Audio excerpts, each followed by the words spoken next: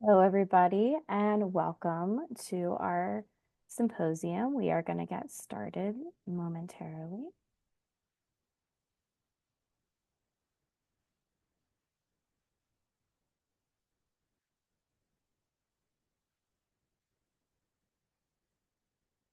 Okay. So, hello, everyone, and welcome to CMSMC Symposium, Memory and Material Culture. Thank you all so much for joining us here this morning, or perhaps afternoon, wherever you are in the world. My name is Mary Kate Smolinski, and I am the Operations Director and co-founder of CMSMC.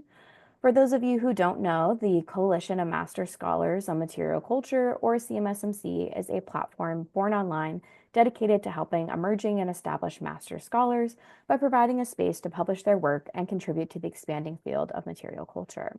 CMSMC was created during the pandemic after we ourselves experienced the difficulties facing those with master's degrees in fields relating to material culture. Funding, jobs, and other opportunities were, and still are, scarce. Our platform is not associated with a university and is run by fellow master scholars. We are a 501(c)(3) nonprofit. Our online publication is similar to an undergraduate review, and we aim to fill a gap for those earning or possessing a master's degree. These scholars are often competing with doctoral students or established academics for publication in other journals. In the 5 years that our site has been live, we have published almost 80 articles with more in the works and have over 70,000 unique readers on our website and have hosted 6 previous symposiums. If you are wondering about ways to get involved or support CMSMC, there are several opportunities. You can make a tax-deductible donation via donor box on our website. We also have a store where we are currently selling CMSMC apparel. We are completely funded by your support, and any financial contribution is greatly appreciated and helps support our mission. We also encourage you to subscribe to our newsletter to stay updated on future symposiums and other professional development and networking events. All of this information can be found on our website, and we encourage you to reach out to collaborate. For our 2025 symposium, we address the topic of memory and material culture. Scholar Taya Miles has written, "Things become bearers of memory and information, especially when enhanced by stories that expand their capacity to carry meaning." Material culture is intimately connected with memory, both individual and collective. Family heirlooms make one recall a deceased loved one, a souvenir serves as a memento from a trip, or an artifact can become a mnemonic device for an important era of a community's history. Objects are tangible reminders of the past and shape our thinking about the present and future. Human memory may fade while things live on. One single artifact may represent multiple memories and meanings. Our symposium, Memory and Material Culture, asks, how do objects embody memory? How can this change over time? What stories are embedded within everyday items? And do these material memories recover forgotten history? We will continue to explore this theme with our annual publication, Material Matters. We publish annually in the fall around the theme of our symposium. Our publication CFP for this issue is now live on our website, and we will share a link in the chat later on. We encourage submissions with a due date of Friday, June 6th for our publication. Now it is with great pleasure that I get to introduce our panelists for today's symposium. We will first hear from Dominique Stringer's presentation, Material Memories of Jewish Danzig in the Jewish Museum, which examines the ritual and cultural objects that the Great Synagogue in Danzig sent to the Jewish Museum in 1939. The museum then presented a major exhibition of the collection in 1980. By identifying the linkages between the migration of the Danzig collection and the migration of Jewish refugees out of Danzig, she traces the legacies of these objects and gestures toward how the collection might be used to tension the narratives of responsibility and complicity that circulate Holocaust-era objects. Stringer is a master's student in museum studies at the University of Kansas, where she also works as the Spencer Museum intern for public practice. Situated in the fields of memory studies, migration studies, and Holocaust studies, she explores the connections between the migration of objects and people. Her museum practice prioritizes community engagement and curatorial ethics as key tenets for future-oriented museums. Then we will hear from Molly Woolforth and her presentation, Luxurious Exceptions, Empress Josephine, Cashmere Shawls, and the Construction of Napoleonic Visual Identity. Following Napoleon's Egypt campaign, his regime drew on the visual language of military events and the ancient past. Empress Josephine participated in the visual signaling of the empire and her profligate use of the cashmere or cashmere shawl, a luxury souvenir of the campaign. She argues that the potency of the cashmere shawl as a sartorial device for Empress Josephine to broadcast her participation in the visual narrative of empire building afforded the shawl its exceptional status. Woolforth is a master's student in history of art, theory, and display at the University of Edinburgh College of Art. She earned her BA in art history from Mount Holyoke College with minors in religion and museum studies. Woolforth has worked for several art museums and organizations, including the Institute of Classical Architecture and Art, for over 5 years, culminating in her holding the position of youth programs and gallery manager. Our third speaker will be Brielle Pizzala, who will present Amnesia of Chinese Ornament in Royal Worcester Porcelains in 1870s, which reconsiders a series of Japanese-inspired vases with low relief scenes of Chinese porcelain produced by Royal Worcester Porcelain. She argues that the discrepancy between the Chinese inspirations and marketing as Japanesque as amnesia of British violence in China. She aims to recover the visual and cultural impact of the looted and diasporic Chinese objects in design history. Pizzala is a master's student at the Bard Graduate Center. She is currently researching how Victorian Britons admired and appropriated Chinese objects after the Second Opium War. In 2020, she triple majored in art, art history, and history at the University of Minnesota Twin Cities. In 2023, she earned her master's degree in art history and a certificate in museum studies from the University of St. Thomas in St. Paul, Minnesota. She studied Chinese porcelain, intermateriality, and trade in the early modern world. Her interest in intercultural exchange in the Qing dynasty shifted focus on the importation and acculturation of modernity toward the end of the dynasty and in Republican China. Next up is Esme Crone and her presentation, Witch Kitsch, an exploration of Daniel Lowe and Co.'s Salem Witch Souvenir Spoon. This presentation will explore an 1890 souvenir spoon depicting the Salem witch trials and how it exemplifies the process by which a historical tragedy can be turned into a marketable attraction, capitalizing on the pull towards the dark and macabre that exists within all of us. She argues that this souvenir spoon fetishizes the instruments of torture while diverting attention from those subject to that violence, offering the frisson of the forbidden without endangering the status quo. Crone attended Carleton College, receiving her BA in history while working for the Perlman Teaching Museum. There, she developed educational programs and events to help students connect with the college's art collection. For her senior thesis, she completed extensive archival research on an institution for the intellectually disabled in Faribault, Minnesota. She is now a master's student in Winterthur's American Material Culture program. Her master's thesis will focus on how Americans in 18th and early 19th century America used ivory memorandum books or aid memoirs, and how these objects reflect the history of American thought. Then Noah Williams will present Countering Map Black Mobility, Visualizing the Green Book's Alternative Geographies, which contends that the Green Book is more than pages bound together. It is a social network of Black people and visual culture bound together by a greater yearning for mobility. Deviating from the dominant and predominantly white geographies, which were rendered in traditional map forms and travel guides, the pages of the Green Book and their corresponding photographs, postcards, and albums offer a geographic alternative of Black spaces that refute the policing, violence, and discrimination Black travelers had come to expect in the 20th century. Williams is a second-year master's student in the Department of Art and Art History at the University of North Carolina at Chapel Hill. His thesis project examines the visual legacy of the Green Book as it manifests through vernacular photography. Before entering the master's program, Noah worked as the curator for the Medical University of South Carolina's Arts and Healing program and completed an internship at the Smithsonian American Art Museum. Finally, we will hear from our keynote speaker, Erica Chilela, who will be further introduced later on. And following her keynote address, there will be a question and answer session with all of our panelists. And then we encourage you to use the Q&A function here in our webinar to ask those questions. Additionally, before we continue, I would like to thank my fellow Symposium committee members, Christine Staten, Perry Buke, Reb Zhu, Molly Radford, Sydney Bauer, Hope Gillespie, and Sarah Heinslig, without whom this symposium could not have been possible in the slightest. Now, without further ado, here is Dominique Stringer and her wonderful presentation.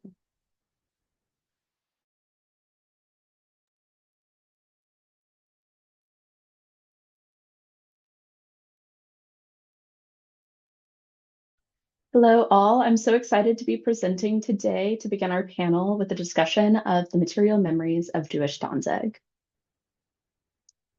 In the summer of 1939, leaders from the Great Synagogue of Danzig packed a set of ceremonial objects into crates to be shipped out of the city. There were three groups of items in this assemblage: practical objects that permeated the synagogue's ceremonial and memory practices, familial objects handed over by individual community members, and objects donated to the synagogue by a Jewish collector named Lesser Jilginsky.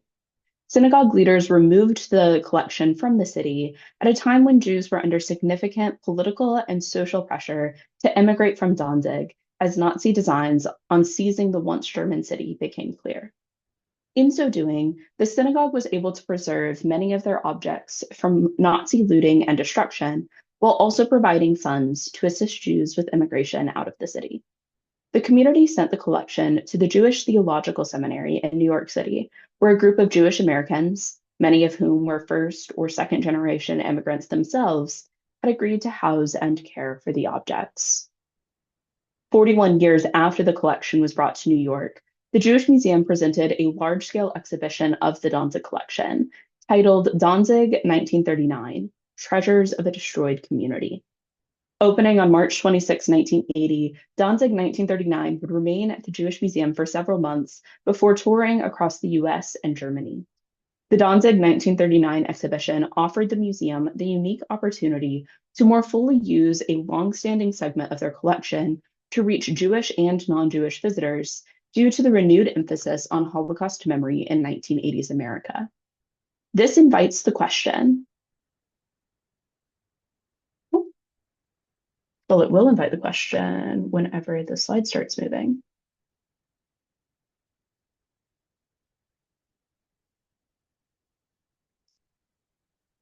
There we go. This invites the question, how did the Jewish Museum use the material culture of the Danzig collection to preserve a memory of Jewish Danzig?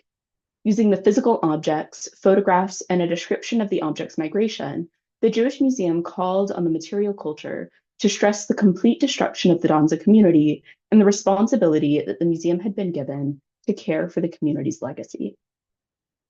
Through the order of the Danzig 1939 catalog pages, the Jewish Museum communicated the story of the Danzig collection as one of both immense loss and finality. The first image in the exhibition catalog is not an object from the exhibition, but an image of the empty Great Synagogue of Danzig in 1939, with signs announcing the removal of Jews from the city. The haunting image of the empty synagogue reinforces the somber tone of the exhibition, underscoring the title's assertion that the objects belonged to a destroyed community. The exhibition of these objects in 1980 pushed the story of Danzig Jews into a spectral past. The objects were portrayed as remnants, the preserved treasures of a destroyed community. This rhetorical move was reinforced by an accompanying documentary film for the exhibition. The documentary included historical footage of Danzig, photographs of the community, and interviews with surviving Danzig Jewish community members. Even as individual Danzig Jews walked the exhibition and were interviewed to preserve their stories, they were treated as individual witnesses to the ruination of a past group. It is telling that although the documentary includes footage of friendly reunions in the museum, all of the interviews had a single subject in frame instead of two or more people. The interviewees shared memories tinged with nostalgia for the pre-World War II city and melancholy over the proliferating anti-Semitism that marked their flight. In doing so, the film froze Danzig at the moment of immigration. While surviving individuals could share their memories, the community as a concept was relegated to the past.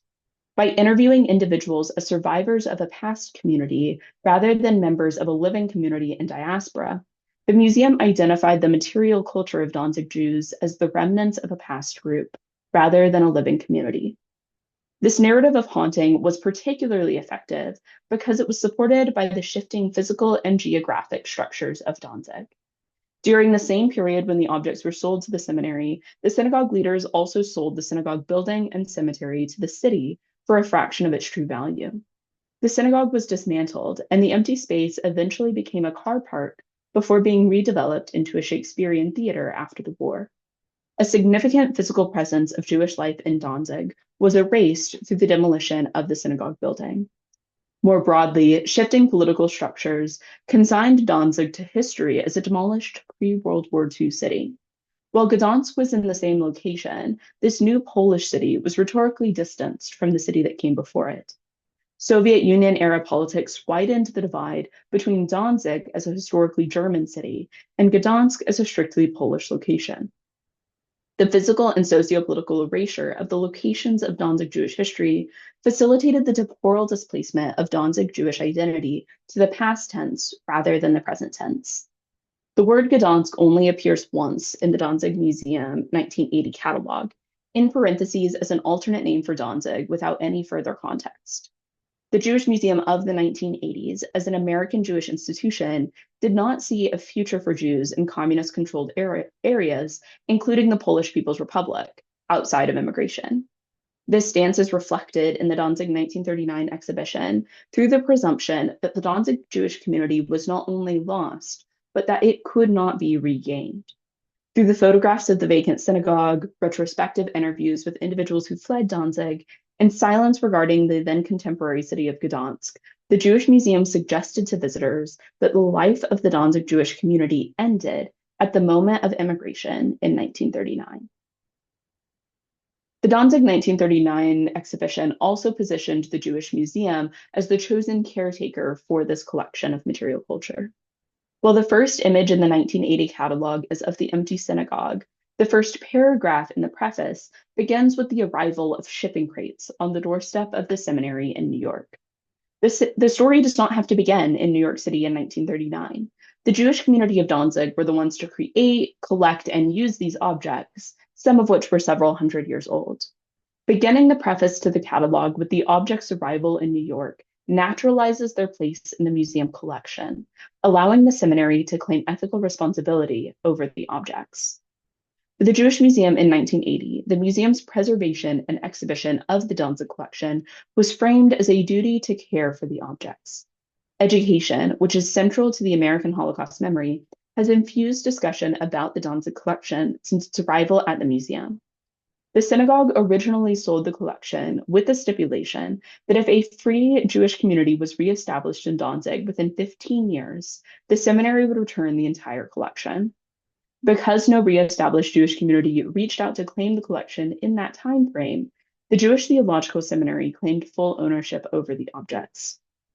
An early 1940s museum booklet noted that if the condition of return was not met, the collection would remain, quote, in America for the education and inspiration of the rest of the world, end quote.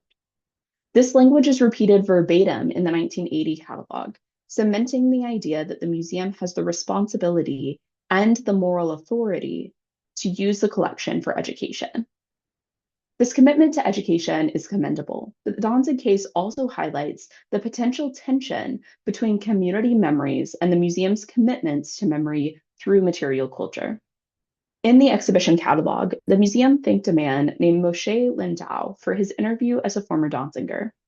Moshe Lindau was a prominent Israeli figure due to his role as the presiding justice in the Eichmann trial. His acknowledgement bears additional significance due to the fact that Lindau had actually requested that the Danzig collection be moved from New York to Jerusalem in 1966 because a large portion of the Danzig community resided in Jerusalem. The seminary initially denied this request because the agreed 15-year time limit had been exceeded, and on the belief that the collection could have a greater impact in memorializing the Jewish community of Danzig in New York. This argument shifted the purpose of the objects from personal use to public education. The museum did indeed use the collection to educate and inspire. The Jewish Museum framed the story of Danzig Jews, as told in Danzig 1939, as a synecdoche for the larger story of Jews in the Holocaust. The catalog for the exhibition articulated the collection as a picture of the larger record of individuals and communities who lost their lives and, through the theft and destruction of their material cultures, their histories as well, to Nazi violence. By using the objects on exhibition as a visual reminder of lost lives, the catalog identified the 1980 exhibition as a memorial for Jews who did not survive the Holocaust. These objects are cast as survivors who can attest to both the justified desperation of those attempting to flee and the painful loss of those whom the Reich killed. The museum was able to further explain their continued preservation and use of these objects as a moral obligation to all Jews who died in the Holocaust. This rhetoric does have moral weight, but it also further legitimizes this collection's place in the museum by letting the Danzig collection stand in for Jews who died in the Holocaust.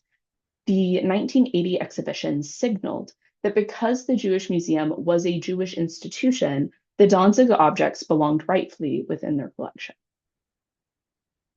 Since the 1980s, Holocaust memory has grown more complex as scholars have examined how particular retellings of Holocaust history are invoked for contemporary purposes.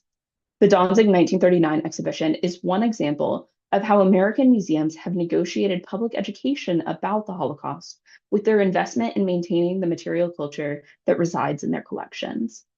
By reinforcing the message that the Danzig Jewish community as a whole was destroyed, the museum implied that there were no living groups to claim ownership over the collection.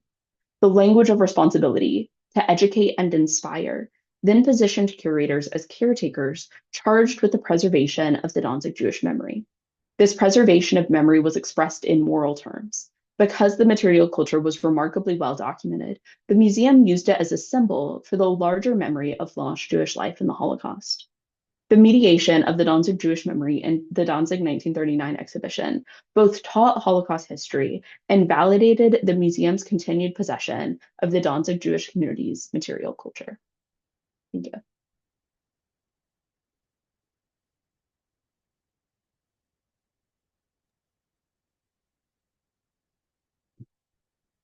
Right. Wonderful. Thank you very much. My presentation is entitled Luxurious Exceptions, Empress Josephine, Cashmere Shawls, and the Napoleonic Imperial Image. In post-revolutionary and Napoleonic France, luxury fashion was a barometer of the shifting political climate. The vocabulary of luxury fashions held potency in the construction of Napoleonic imperial identity and gave an avenue for women like Empress Josephine Beauharnais to participate in the visual signaling of empire. Napoleon's first Egypt campaign, oopsie, there we go. Napoleon's first Egypt campaign of 1798 to 1801 prompted, what is happening here? Sorry, something's going on with my Zoom. Is that better? Okay. Starting again, Napoleon's Egypt campaign of 1798 to 1801 prompted the flourishing aesthetic of Egyptian revivalism, dubbed Egyptomania, and women's luxury fashion responded to the proliferation of the Kashmiri shawl. Gifted to her by Napoleon after his return from Egypt, cashmere shawls became essential to Empress Josephine's personal imperial image. I argue that shawls were exceptional objects. As non-Western imports, they were highly prolific despite Napoleonic codes by French policies, which mandated the sole usages of French textiles. Furthermore, I argue that the potency of the cashmere shawl as a sartorial device for Empress Josephine to broadcast her participation in the visual narrative of empire building afforded the shawl its exceptional status. Finally, the cashmere shawl was important because of how it connected to the temporal precedents that Napoleon used to support his claim of power, namely military current events and the ancient past. Considering the violence and tumult of the decades preceding Napoleon's reign, the development of his visual language of power couldn't neatly rely upon French memory of the recent past, akin to the king who referenced their father, gaining power from their dynastic lineage. Napoleon, as a Corsican soldier who had risen through the ranks and eventually took power through a governmental coup, had a need to provide justification for his rule as emperor. What worked for the Louis wouldn't work for him, as he had no such inherited claim to power, nor would it have been advantageous to present himself to the French Republic in line with the Ancien Regime. Thus, his aesthetic language picked and chose, selectively remembering either current events of military successes, like seen in Antoine Jean Gros' victorious history painting of Napoleon during the Egypt campaign from a decade earlier, or connecting Napoleon to military leaders and emperors from the ancient past, like in Jacques-Louis David's portrait of Napoleon crossing the Alps, where he compares himself to rulers who were almost the stuff of mythic power, like Hannibal and Charlemagne. Given the power of either the current or the ancient, the frills of the Ancien Regime's fashions would no longer serve a Napoleonic narrative. Napoleon's rejection of the memory of the Ancien Regime in his imperial image crafting is clearly precedented in Alexis Chatagnier's 1797 engraving, which features an au courant, luxuriously dressed couple, empire-waisted gown and shawl highly visible, poking fun at their Ancien Regime counterparts. Captioned, "Oh, what antiques! Oh, what folly is this novelty!" Chatanier demonstrates just how laughably outdated and unaligned with post-revolutionary thinking these ornate garments, exemplified by the robe à la française, were even less than 2 decades after the height of the fashion. They were now relics of a ridiculous past. As such, the Napoleonic embrace of the simple empire silhouette is resonant as the antithesis of the Ancien Regime, and a Rousseauian connection back to the classical history that Napoleon was eager to invoke to support his own claim to power. Textile itself, okay, pardon, I'm having some Zoom difficulties here. I'm going to stop and try again.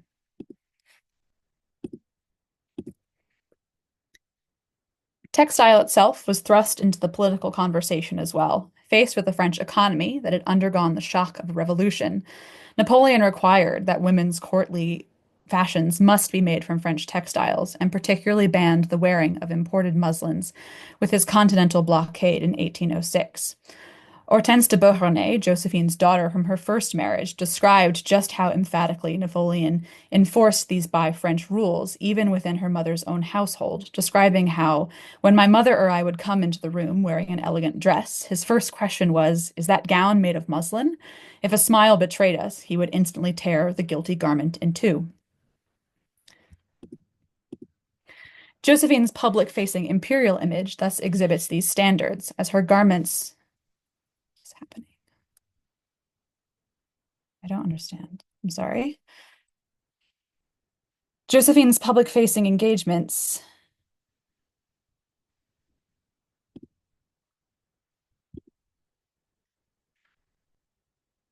I don't understand why my Zoom is doing this.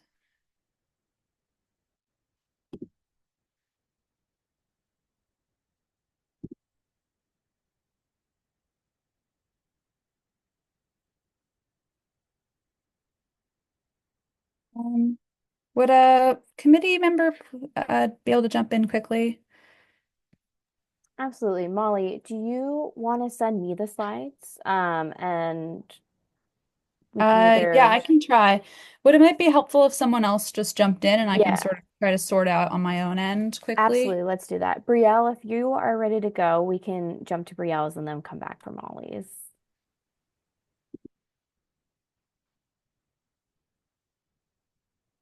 Perfect. Thank you all for bearing with us. As you know, Zoom always has technical difficulties. So we welcome Brielle's lovely presentation next, and we'll be back with more about Napoleon and Molly's presentation.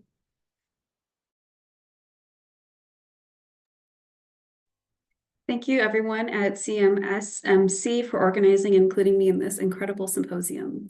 Thank you to my professors, friends, and family for encouraging and supporting me in my research. And thank you to Louise Price, the archivist at the Museum of Royal Worcester Porcelain, for facilitating my research within the collection and archive during my research trip in January.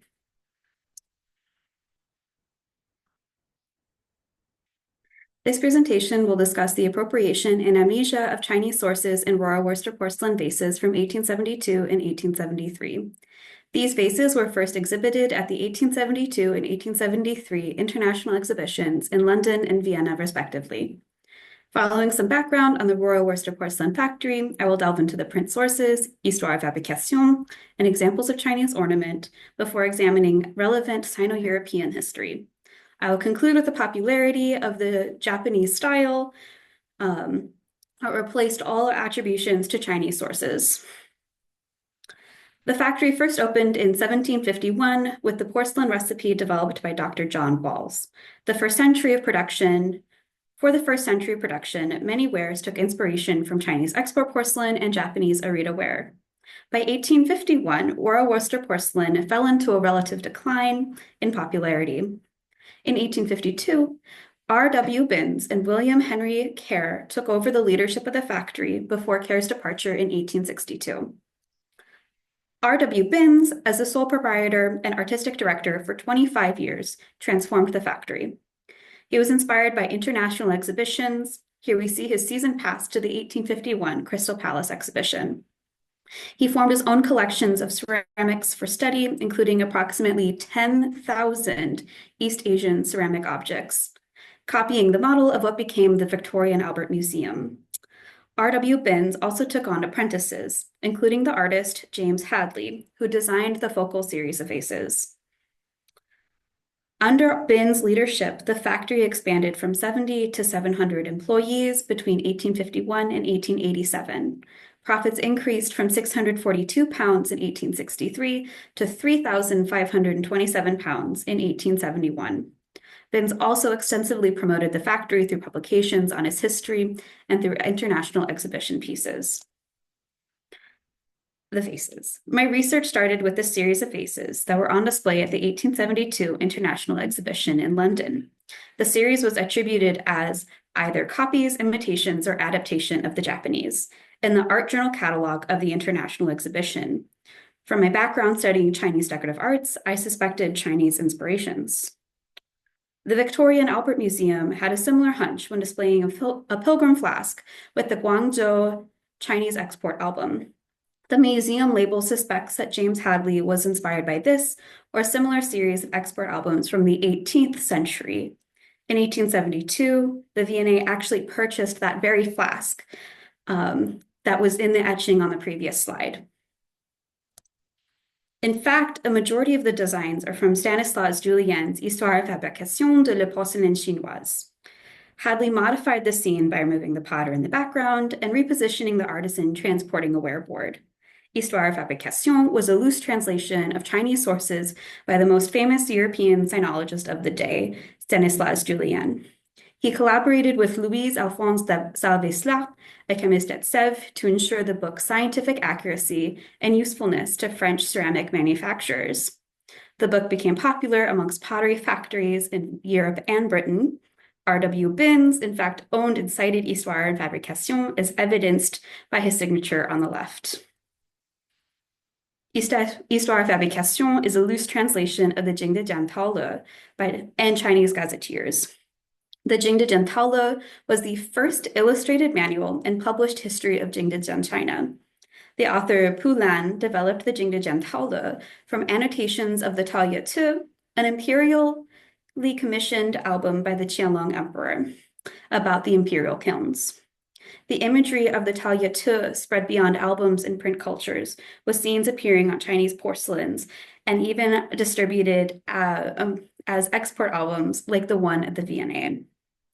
Stanislas' translation was not a true translation. He altered the title, for example, for European audiences from Records of Jingdezhen Ceramics, which then became History and Fabrication of Chinese Porcelain.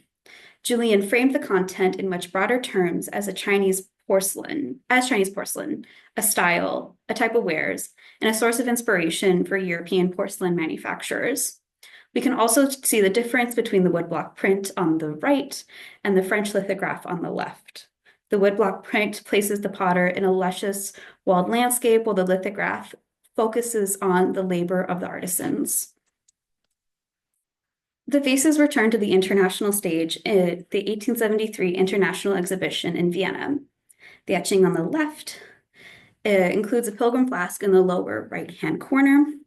The author of the accompanying newspaper article noted how the porcelain artworks were visually related to Japanese Satsuma wares and Japanese mixed metal objects.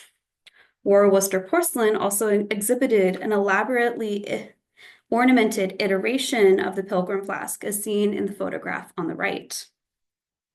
This pilgrim flask includes the original low relief scenes, but decorators added colorful mountains, blossoming cherry trees, and tall banana leaves.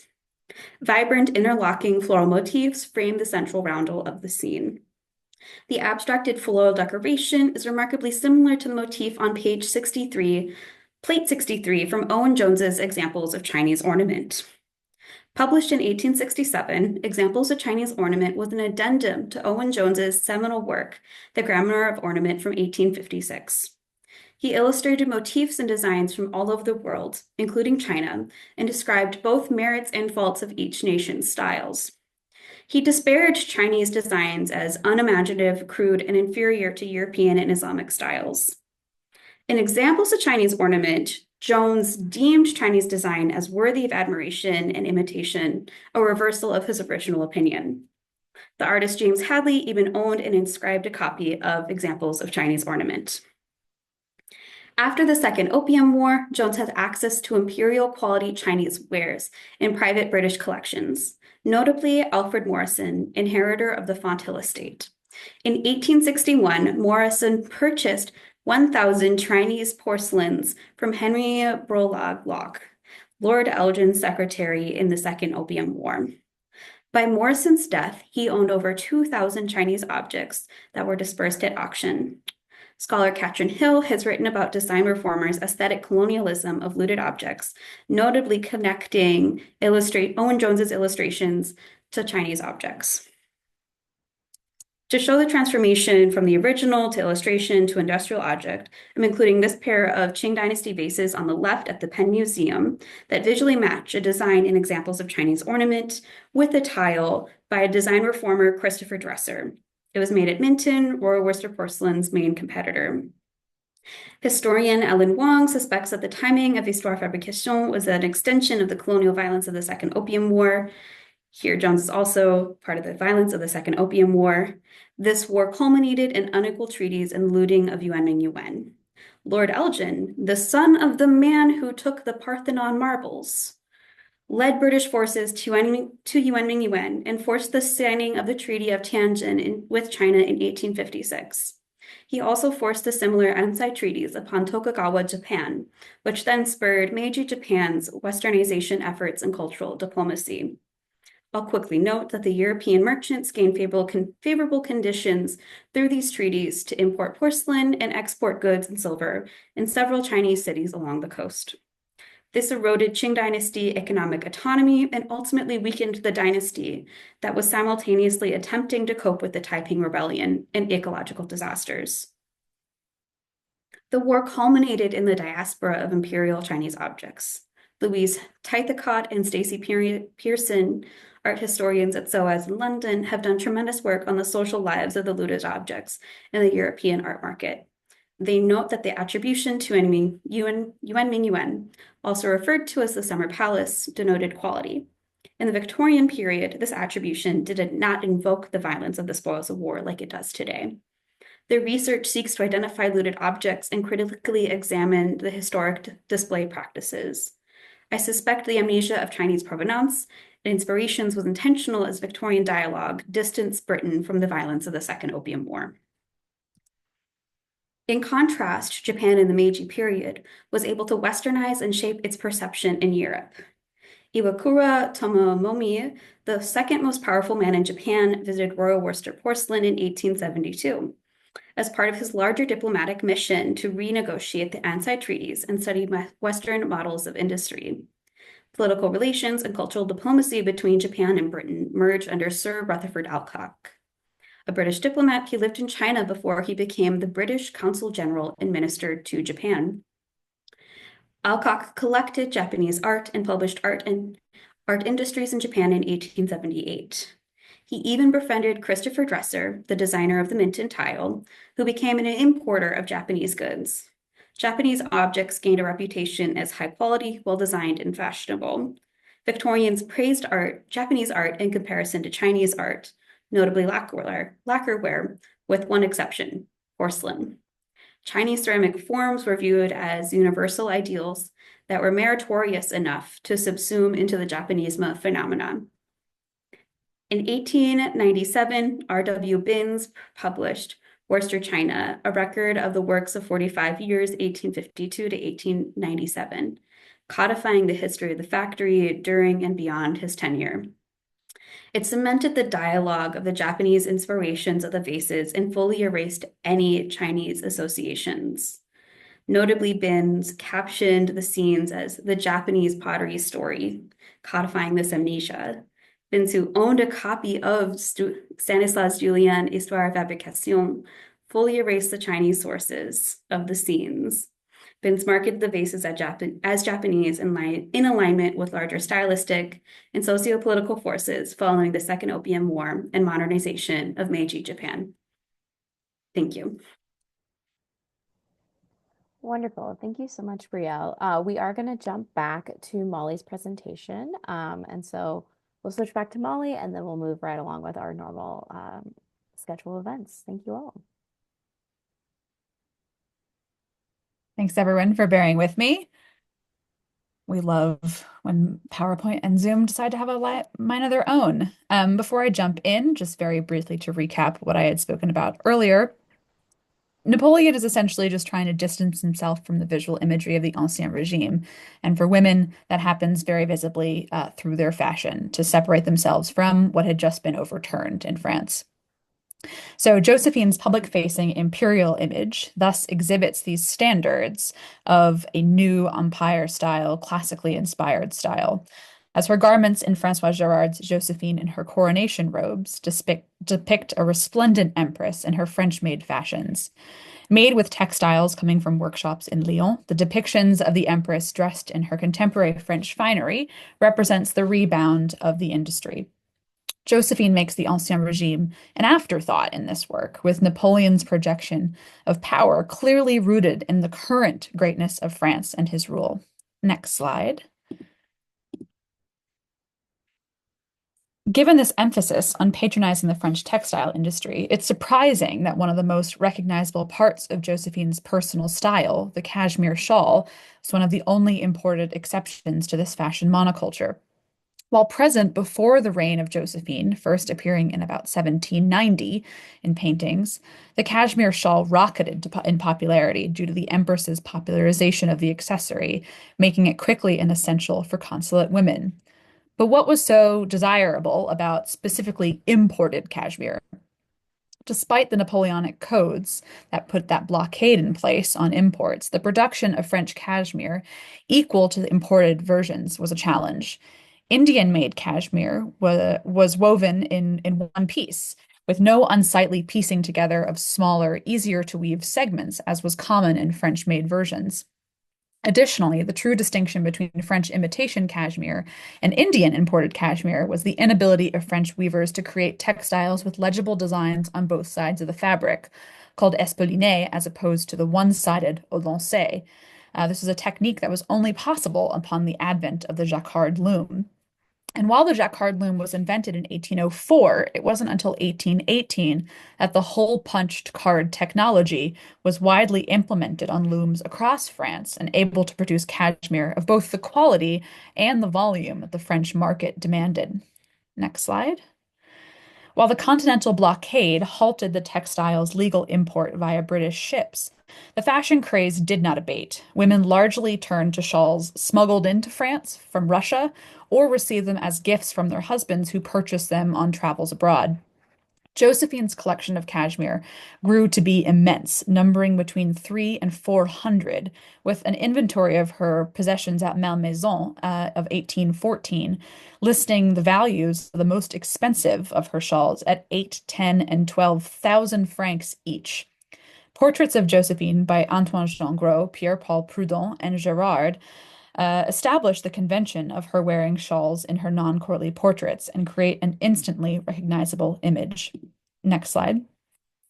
So, given the Napoleonic codes, why was Josephine almost always seen with an imported shawl? What was so important about this object that it afforded it an exception to these rules? For Josephine, the origin of her shawls was the integral justification for sporting the imported textile. Her first cashmere shawls were originally gifted to her by Napoleon as souvenirs from his Egypt campaign, making them objects that spoke to the emperor's military expedition that was integral to his militaristic claim to power. In its pairing with the classically inspired empire-style gown, it unifies both temporal sources of Napoleon's imperial claim, the ancient and the current. Next slide.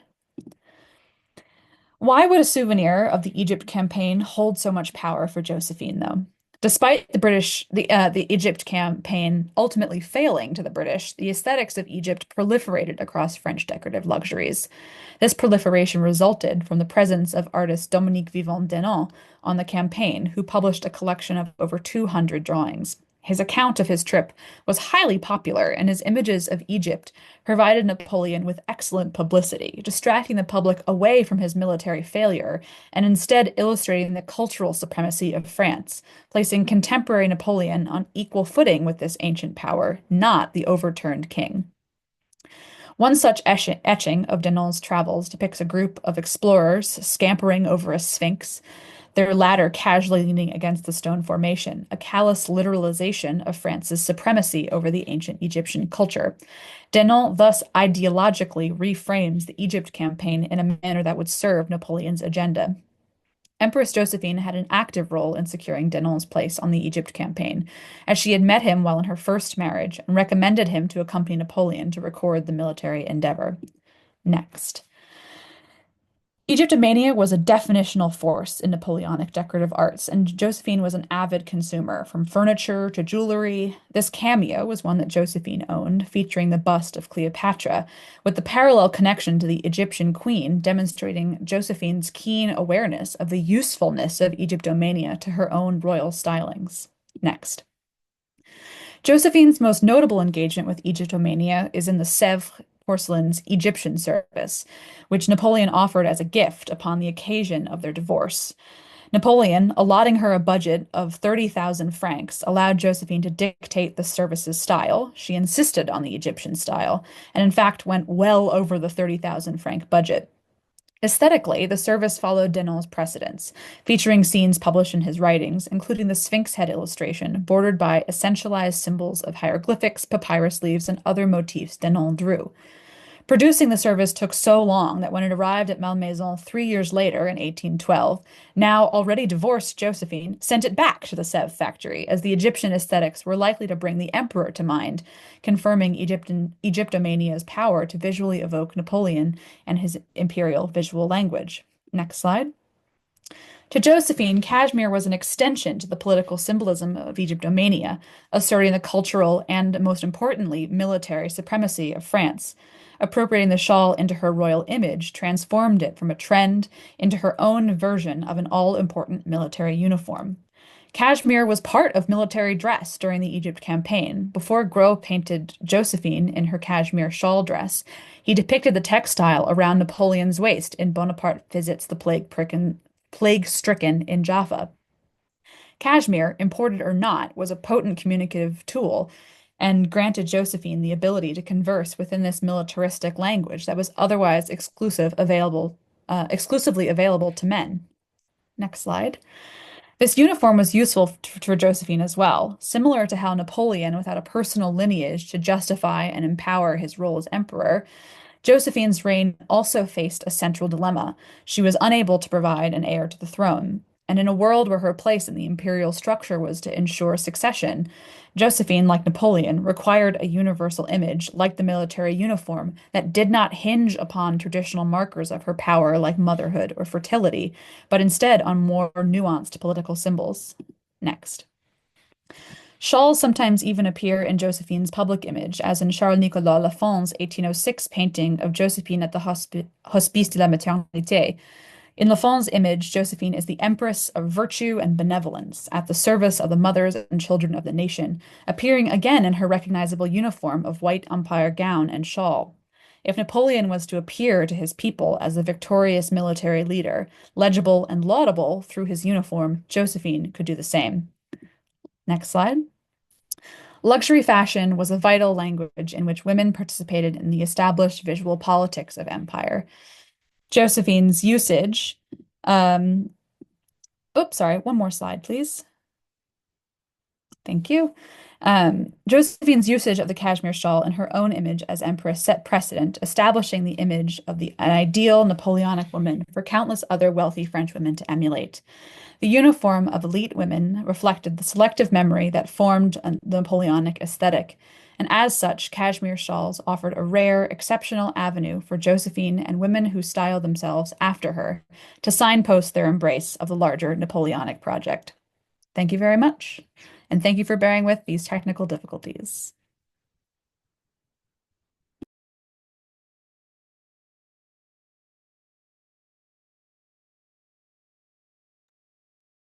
Hi, let me just start my video. All right. Hi, I'm Esme Crone, and I'm here to present today about a souvenir spoon commemorating the Salem witch trials in Winterthur's collection. Specifically, my presentation is about how historical memory can be commodified and put up for sale, which has been a recurring theme I've noticed throughout a lot of these presentations. But my presentation specifically focuses on how, especially those historical events that appeal to people's interests in the sort of forbidden and macabre are especially likely to be put up for sale and commodified in this way.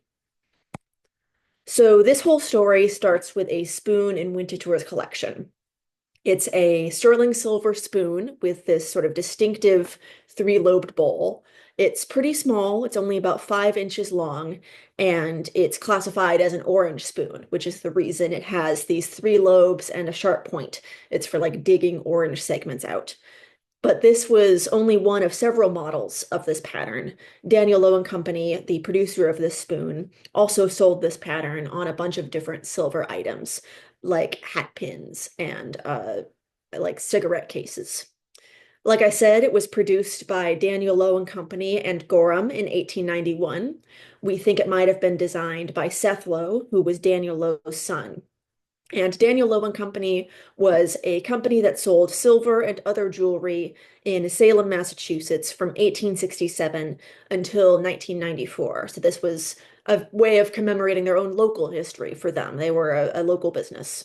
Whereas Gorham was a much larger company that partnered with Daniel Low and Company to produce its designs on a larger scale.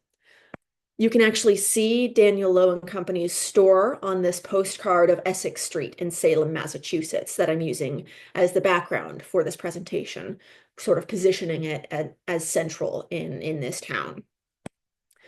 This was one of the first souvenir spoons, which was a trend that dominated the silver market throughout the 1890s, and they're still being produced today.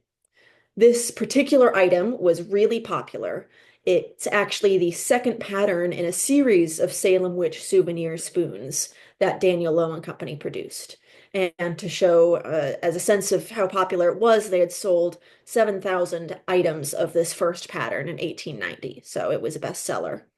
A contributor to The Collector wrote in 1891 that, quote, about as completely crazy a craze as ever took possession of this craze-susceptible country is that for souvenir spoons. So it was very much in the public eye and really dominated the conversation in the silver industry, especially during this decade of the 1890s. In fact, in every single year of that decade of the 1890s, more designs for spoons were patented than the total number of spoon design patents granted between 1780 to 1873. So just in that one decade, there were more spoon designs patented than in the entire almost a century pretty much before, which really gives you a sense of the scale of this phenomenon and the demand for these novelty items. During the 1890s, because of this new phenomenon that the Salem witch spoon kickstarted, about any historical event, place, or celebrity that you could think of got its own souvenir spoon. But it was acknowledged in accounts of the fad that it all started with this one particularly popular Salem witch souvenir spoon produced by Daniel Low and Company. What fascinates me particularly about this spoon is how it uses both familiar iconography and more grisly and violent imagery. We, of course, have the classic witch in a pointy hat riding a broomstick and a snarling cat with the crescent moon. But we also have Salem 1692 stamped on the handle. So these images are explicitly linked to this historical event. It's not just about witches in general, it's about the Salem witch trials. Implements of torture and death are also included. You can see a rope coiled around the handle, referencing the hangings of those accused of witchcraft. And these points stuck in the broomstick's bristles are witch pins, which were allegedly used to torment Betty Paris and Abigail Williams, the girls who initiated the mass hysteria of 1692. And this isn't just my assumption. These features are described explicitly as such in the company's 1892 trade catalog. They were specifically pointed out and described as a rope and pins. So the violence of this historical event isn't disguised, but rather it's advertised as part of the appeal of this new product. So one of my first thoughts when learning about this and examining the spoon was, why would anybody want to buy this? I mean, it's a pretty grisly thing to have in your home. Most of the time, when we think of souvenirs, we want things that remind us of good times in the past, not times of murder and terror that are centuries removed from us personally. And this wasn't sort of just a one-off local oddity. It sparked a national trend that involved an entire industry. Thousands of people in the 1890s saw something in this spoon that they had to have in their homes, and they were willing to spend $3.25 in 1891 money, or about $117 today to have it. So they were willing to spend a decent amount of money to have this in their home, and I was interested in investigating why, what motivated them to do this. And what I ended up concluding was that this spoon appeals to the interest in the violent and macabre that exists within all of us, and which has reappeared throughout history, from 17th century murder broadsides to 1970s slasher films.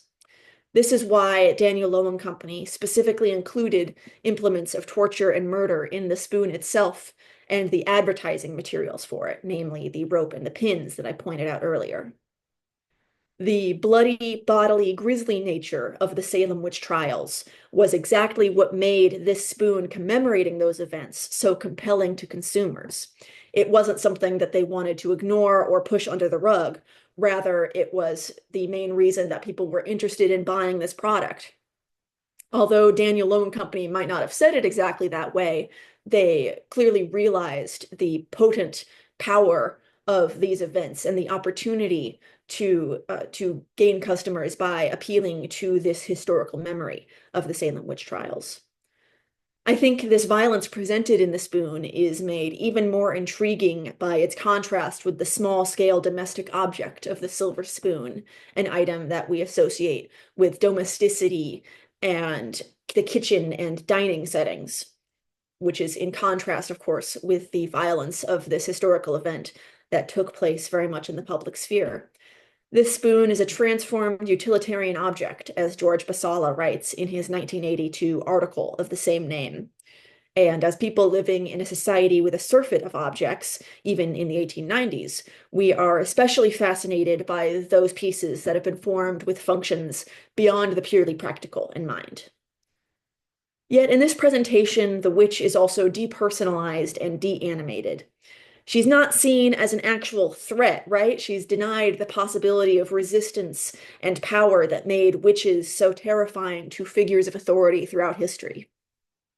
You can't even see her face in this representation on the spoon, and thus you're not forced to confront her humanity or what actually happened to the real-life victims of the Salem witch trials. Notably, the indigenous and enslaved residents of Salem, who in reality were crucial players in the witch trials, are absent. Daniel Low and Co. are thus simplifying this history in order to create a more appealing image for 1890s consumers. In turning this image of the witch into a souvenir spoon, they're thus miniaturizing, literally miniaturizing the image of the witch and putting her under the viewer's control, making her less of a threat and turning it into this domestic object for display. In the process of the spoon's manufacture, the image of the witch has been literally flattened by this process of stamping these mass-produced items out in a mechanical press and thus made inert. This spoon provides the allure of the forbidden without actually disrupting the status quo. It represents the violence of history, but not the people that it was enacted on. I'm going to conclude with a brief discussion of Salem today. Salem, Massachusetts has since become what is called a dark tourist attraction, with their economy in a large part capitalizing off of their history in regards to the witch trials. Massachusetts scholar Robert E. Weir writes about how Salem pivoted to become a one-industry town of tourism in the 1970s after deindustrialization shut down most of the manufacturing and shipping that had made the town a hub of commerce in the 19th century. Now, dark tourism is defined as the act of travel to sites associated with death, suffering, and the seemingly macabre. And although it is part of tourist sites all over the world and all around the US, Salem, Massachusetts is one of the most prominent examples in the United States. Today, tourists to Salem can buy souvenir photographs of themselves as Salem witches. They can get tarot readings by neo-pagans and Wiccans who have flocked to the town, see a live spellcasting performance, or go to the Salem Museum of Torture to see life-size recreations of the witch trials. And all of this tourism contributes a lot to the town's economy. According to the city, about 1.8 million people are brought to this small town every year because of tourism, which generates about $140 million in tourist revenue. But it has also changed the town's character. One Salemite, quoted by Aviva Chomsky in her essay, Salem as a Global City, describes the town as a place where there are a dozen places to get a crystal ball, but no place to buy a pair of socks for your kid. So although tourism has allowed the 17th century city to remain relevant in the 21st century, it has also changed the experience and the lives of those who live there. As a matter of fact, Daniel Low & Co. itself recently reopened, selling $105 witch house incense burners and commemorative witch trial plates in pastel colors. This lure towards the macabre, exemplified in the popularity of Daniel Low & Company's spoon, is still a powerful force in Salem's economy and culture today. It still plays a huge role in the town and the lives of those who live there. This fascination with Salem's past has existed long before Salem's modern identity as a dark tourist mecca, and the commoditization of that history continues to affect the town and those who live there. Thank you all so much for spending your Saturday morning with me. And if you have any questions, just drop me a line at my email address. Thank you.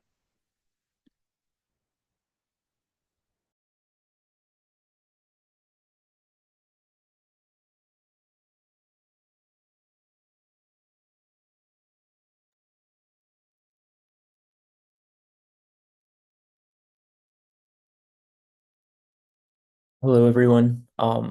I'm Noah Williams. I'm going to be talking a little bit about a chapter of my thesis. So, from 1936 to 1966, the Green Book published listings of accommodations safe from the dangers of discrimination in the Jim Crow South. The pocket-sized Green Book did not reiterate sites advertised in other popular guidebooks and roadmaps. Instead, it relied upon an interpersonal network of African American business owners and community members to share locations they owned or frequented. While the Green Book is most often treated as a written work or historical artifact, its pages are not exclusively textual, but accompanied by illustrated advertisements. The Green Book's readers also reciprocated information by visually documenting their travel through photographs, postcards, and albums, which visually map the social production of space catalyzed by the publication. My talk today goes beyond the textual interpretation of the Green Book to make sense of two distinct set of images: photographs embedded into Green Book advertisements and postcards depicting Green Book users and travelers in Atlantic Beach. By augmenting the textual interpretation of the Green Book with its readers' contributions to the visual archive, I contend that the publication is more than pages bound together. It is a social network of Black people and visual culture bound together by a greater yearning for mobility. I use Catherine McKittrick's criteria for Black geography as both imaginative and material in order to assert the Green Book's listings and their material manifestations, such as the pages of the book or the postcards taken by their readers, as real and meaningful Black geographies, deviating from the dominant and predominantly white geographies which were rendered in traditional map forms and travel guides. The pages of the Green Book and the photographic postcards I examine in my talk today offer a geographic alternative, which map Black spaces that refuted the policing, violence, and discrimination Black travelers had come to expect in the 20th century. When scouring the pages of any Green Book, you'll notice the possessive apostrophes that assert the ownership of each listing and advertisement. We see Abbott's Barbershop, Betty's Beauty Parlor, Lonnie Lee's Restaurant, just to name a few Boston listings from the 1948 edition. Beginning in the 1960s, we see the Green Book become much more photographic, and the advertisements embed photographs to further identify ownership or management of a particular listing. On the 21st page of the 1962 Green Book, we see an advertisement for a Fort Lauderdale listing, um, Chester's Place. On the left-hand side of the advertisement is a portrait taken in the interior of the business. Chester's Place features a male and female couple standing beside one another and facing the camera. The bottom right-hand corner of the photograph is spliced by a countertop, which effectively separates the couple from the photographer who stands opposite them. The distinction of the two subjects from the photographer mirrors the distinction between the business owners and their customers, who would stand on the opposite side of the counter to receive service. The counter and its inclusion within the composition of the photograph thus identifies the Green Book reader viewing the advertisement as a customer of Chester's Place. In addition to identifying the Green Book reader as their customer, this advertisement works to identify the couple behind the counter as hospitable hosts. The text surrounds the photograph reads, Chester's Place, fine food, courteous service. As the photograph visually confirms the claim of fine food through the surrounding canned foods, it simultaneously confirms the claim of courteous service through the manner in which the couple behind the counter is depicted. With slight smiles, the couple looks directly to the camera as if presenting the best version of themselves to share in their Green Book advertisement. Their calm expressions and gaze project their friendliness. Standing partially behind the man, the female subject wraps her arm around him and rests her hand atop his shoulder. While this physical touch could evidence a relationship between the two, it nevertheless exudes a comfortability with one another that extends to their customers on the other side of the counter and Green Book readers. Um, in this advertisement, the featured photograph is devoid of such pictorializations of the establishment as the case for Chester's Place. Instead, the advertisement for Le Grand Eat Shop features a singular photograph of a woman surrounded by minimal text that specifies the shop's name, its address, the woman's name, and a slogan. This headshot depicts Annie R. Conley, with her head slightly turned toward the camera as she smiles. When considering the headshot within the context of the advertisement, it raises questions. Why would the advertiser have preferred this portrait over an image of the actual exterior of the building or an image of the staff within the interior of the building as seen with the earlier Chester's Place advertisement? Just as we can imagine readers of the Green Book recognizing the couple standing behind Chester's Place counter, we can imagine that this headshot served a similar utility for readers of the 1963 Green Book who traveled to Le Grand Eat Shop. Annie's floral top, fashionable updo, and earrings make her photograph much more of an identification than the one featured in the advertisement for Chester's Place. While we can clearly see the female server in the photograph of Chester's Place, her uniform anonymizes her to a certain extent. Without the caption highlighting their names, as seen with Annie's, the photographs of the female figure in Chester's Place perhaps serve as a stand-in for any female server a black traveler may encounter at a business. Annie's image offers more visual specificity and highlights a singular person for the black traveler to look to when traveling to Le Grand Eat Shop. The specificity of her fashion and her friendly demeanor, as shown through her wide smile, all visually confirm the ad slogan, food like mother used to cook. More synonymous with a familial photograph than a marketing image, Annie's headshot prompts a familial likening. One imagines their mother's cooking when reading the slogan, and perhaps imagines their mother's image through the visual cue of Annie's headshot. The relative lack of practical information, such as directions or distance from the nearest town, all point toward the Green Book's equivalation of physical geography and social networks. Though being identified solely by the headshot of Annie, readers of the Green Book can understand Le Grand Eat Shop as a comforting and hospitable environment. The physical geography is not important here, the social connection is. And when establishing a lineage of the advertisement, as I've discussed, with Chester's Place and Le Grand Eat Shop, we can clearly see in gradual abstraction of place, which happens through the Green Book's focus on people and removal of the physical geography or landscape that the people inhabit. Each of these photographs embedded into Green Book advertisements provide an alternate reality to traditional mapping, which would render these sites as well as these figures invisible. Tammy Gordon offers an expanded history of travel photography, including 20th century photographs taken by Black travelers through their domestic trips.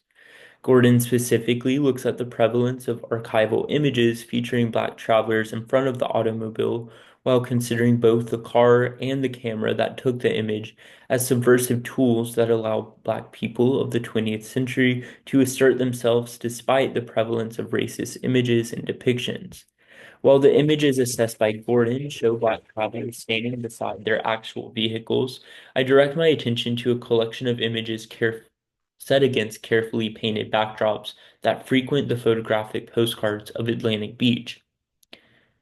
Established in 1934 as an oceanfront community for Black people denied access to nearby beaches, Atlantic Beach became a popular travel destination, with several of their businesses appearing in the Green Book throughout its publication. On one postcard of Hotel Marshall, uh, an Atlantic Beach hotel, the exterior of the building is hand-painted with various messages. In a speech bubble extending the building's rightmost window, "Studio pictures while you wait" is announced to guests. The text confirms the integration of photo studios within Atlantic Beach hotels, and thus offers a possible origin for the similarly composed photographs I'll assess here shortly. In one postcard from Atlantic Beach, we see an adult woman posed in front of a painted backdrop. Seated on a bench next to a landline whose phone she holds, the woman looks directly to the camera. The hand-painted backdrop is framed by a palm tree and features the shoreline, and places the vehicle centrally in the foreground. This postcard also features a cutout of a crescent moon lettered with Atlantic Beach and a rounded rectangle at the top right corner with text reading Atlantic Beach Souvenirs. Both the rounded rectangle and the crescent moon give geographic specificity to the otherwise generic coastal locale shown in the hand-painted backdrop. Located behind and partially obstructed by the crescent moon is another prop whose visible text reads "Baby." Directly above the subject's head, "I love you" follows the shoreline of the imagined beach. Instead of being painted onto a wooden cutout such as the crescent moon, which could easily be moved into or out of frame, "I love you" is marked directly onto the backdrop. From other postcards, we know that these backdrops featured a wide array of sentiments, such as "always thinking of you," "just for you," and "forever yours." This range indicates the choice that Black travelers would have. When presented with various backdrops and corresponding sentiments, the Black traveler would choose one appropriate for their postcard recipient. While some, such as "Hello Baby," would be intended for a romantic partner, others, like "Having Fun at Atlantic Beach SC," would be more suitable for friends or family members. By considering the experience of these Atlantic Beach photo ops and the choice presented to Black travelers when being photographed, I position these postcards as not merely indicators of their status or place, but material manifestations of their social networks. The language affixed to the backdrops call our attention not to the place itself, but to the people, both the subjects of the photographs and the recipients that they intend to send these postcards to. Thank you.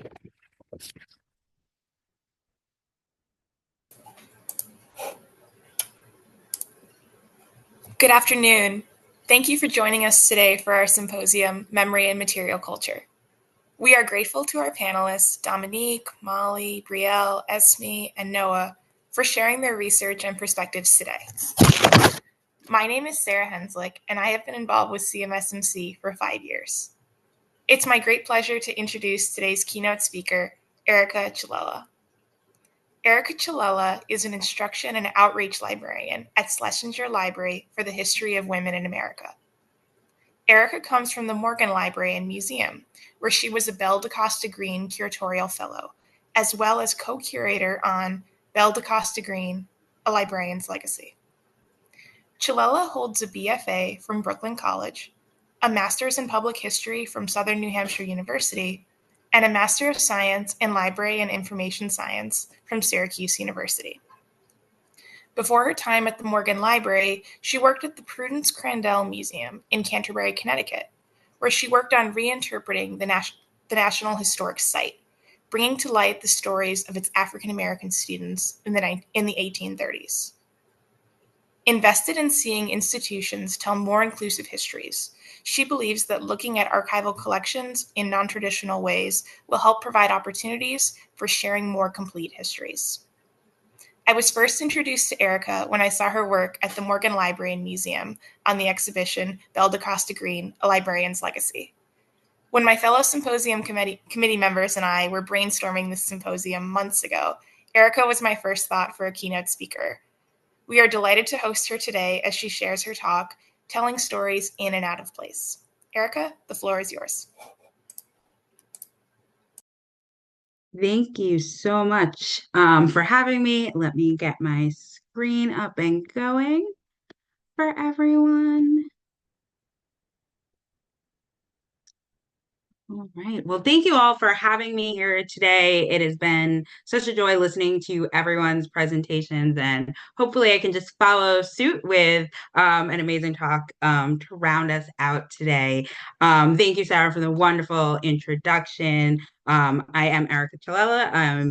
I'm at the Schlesinger Library, which is a part of the Radcliffe Institute at Harvard. And then technically, I guess I'm still a part of the Morgan since my exhibition is still open.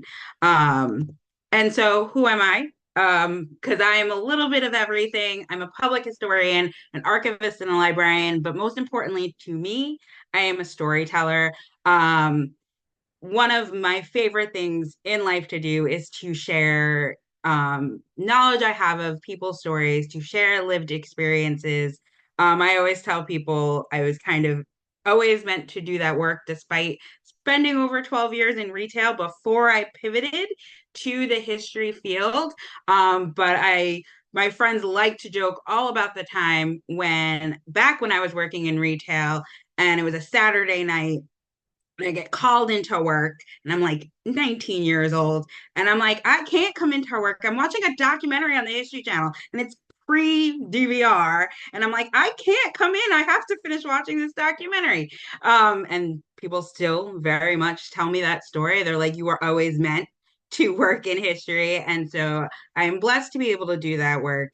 And somehow I have found myself really entrenched in telling the stories of African American women, especially those in the 1800s and early 1900s.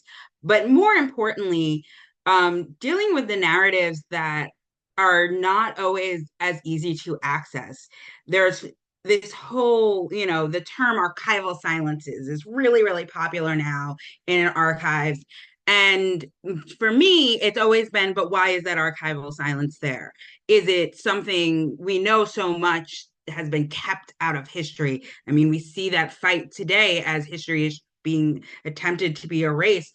But for many Black women in the 19th and early 20th century, there was a choice to be made about whether or not what you leave behind with you. And so I'm going to just share two different kind of work I've done that touch on those subjects. And just real quick, I just had to share the picture I have with Carla Hayden, the current Librarian of Congress, because I just met her when my exhibition opened, and I'm still reeling from that experience, which is why I had to share that image.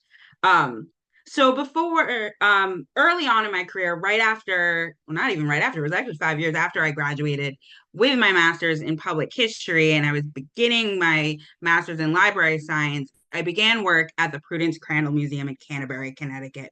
And this is a National Historic site that is one of the first high schools for African American women in the country. And these are images from their 3D tour that can be found online. But this is actually what the museum looked like before we did a major renovation during the pandemic, of course, because we're about to just completely redo a museum. Let's do it during a pandemic. And so this is actually what the institution looked like before we did all of the work there.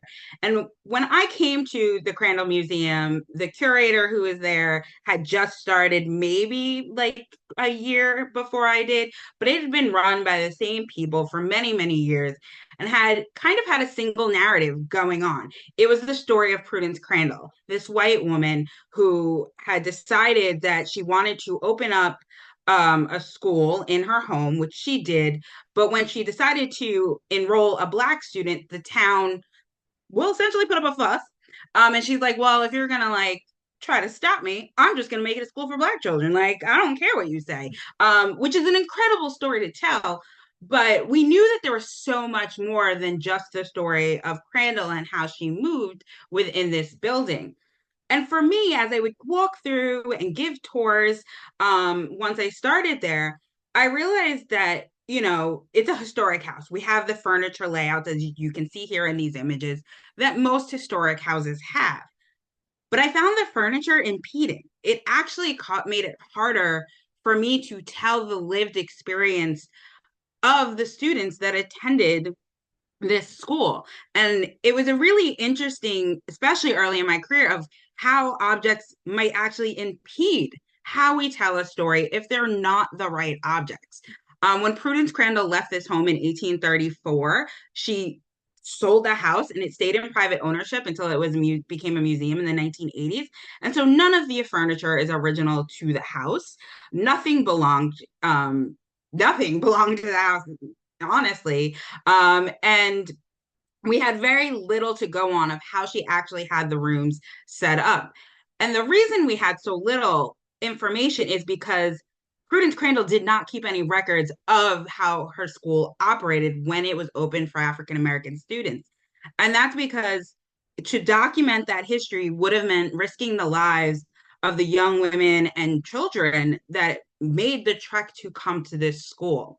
And so it really became for us as we looked into reinterpreting this site is how do we tell the lived experience of the African American students during their time at Crandall? These are two of the first students, Sarah Harris Fairweather and Mary Harris Williams. Unfortunately, older in life, we do not have images of them when they were younger. And for me, it really was, I don't care about the furniture. This building is the object. You're walking on the same floors that these students did. And in 1833, the school only operated for 18 months. When they came, they were risking their lives to come for this education.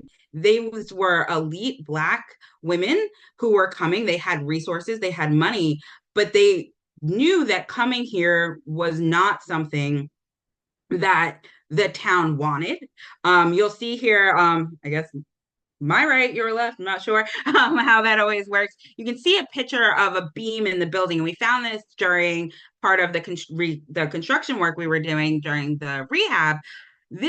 That charred beam up in the corner there was an attempt from someone in the town to burn the building down with the students inside, to say, no, we don't want you here getting an education.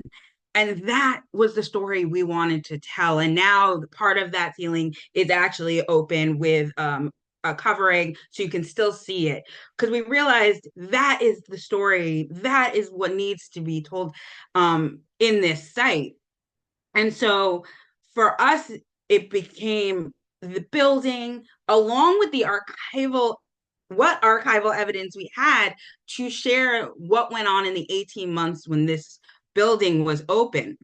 And so please do not feel the need to read everything on your screen here. But like I said, Prudence Crandall did not keep records because in 1833, as she was transitioning the school over to African American students, the state of Connecticut passed what was known as the Black Law. And essentially, it said that African American students could not come from out of state in order to receive an education. So it was illegal for these students to be coming, and their students came from, while some were from Connecticut, many came from New York City. We had one from Philadelphia, Rhode Island, Boston, Massachusetts. And so and the students knew that it was against the law. And so this was really an abolitionist act. This was their way of saying, no, I am a citizen of this country. I have a right to get an education the same as any white student would get. And this was an elite education, especially for women at the time. They were learning math, science, Latin. So really high level education, probably the equivalent of like your freshman, sophomore year of college. And they were paying for this education. So when we say elite Black families, these are families of wealth that are sending their daughters to this institution. And so Crandall did not keep records of the students' names, their journeys to the institution, in order to keep them safe. Because once the Black law was passed, she got arrested, was put in jail. And there were actually 3 court cases that were held in to try to shut her school down, all while attacks were being done to the house. Their well was poisoned, trying to convince the girls that they should not be, that they were not welcome in the town of Canterbury. And so as we told this story, and once we took the furniture out of the rooms, there was this one room which was known as the keeping room. And that is essentially where visitors were welcomed into the home. And we do know that that was most likely the room where these 2 gentlemen on your screen here, who were Prudence Crandall's lawyers, came and prepped the students for the different trials that they were going to be called as witnesses in. And this was really important because once we got the furniture out of those rooms, we had an empty space to then say, now imagine you are a young African American woman in a country that you could be sold down the river to enslavement to. And these 2 gentlemen are sitting in front of you saying, you're going to be called as a witness in this case. But I want you to plead the fifth. I want you to say that you have a right not to incriminate yourself, that you're here as a student, even though it's against the law. And what was so revolutionary about these gentlemen telling the students this is because they claim that all of the students at Prudence Crandall were citizens of America. And this is 1834. So long before America even begins to question African American citizenship. And so these 2 lawyers took the stand in a courthouse up the road from this building and said, as citizens, these girls are entitled to equal education.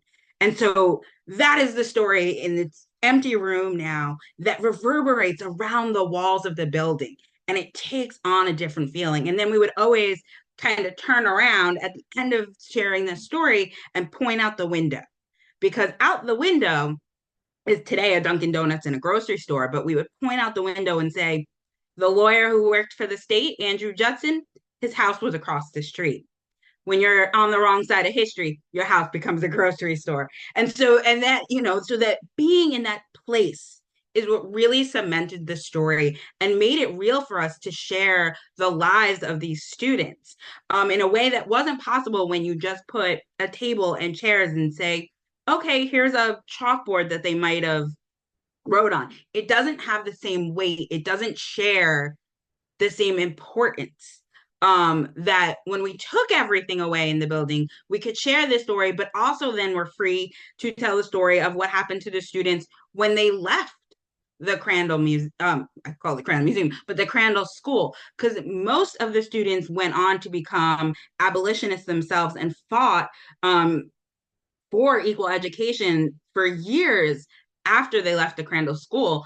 And so not while we were in the place of what was just a short period of time, by taking out furniture, taking out objects, allowed us to expand the story. So then I could share with visitors in the empty hallway. We had the picture of Mary Harris Williams, whose story I love so much that I'm going to share with you, is that after the school unfortunately shut down, and it wasn't because the Crandall lost her lawsuit.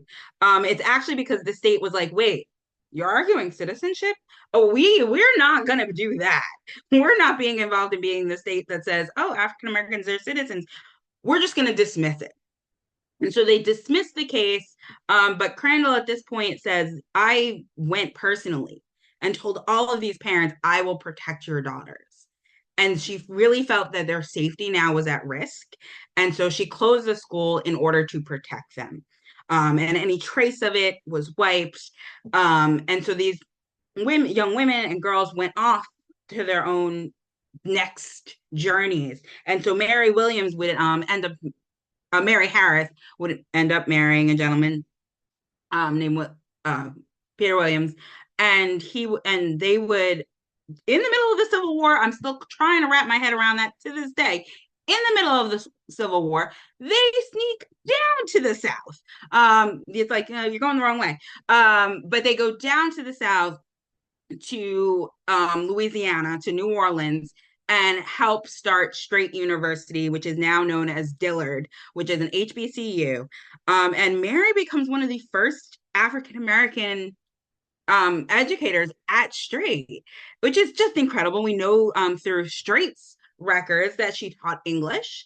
And incredibly, their son also becomes an educator. See the education theme here.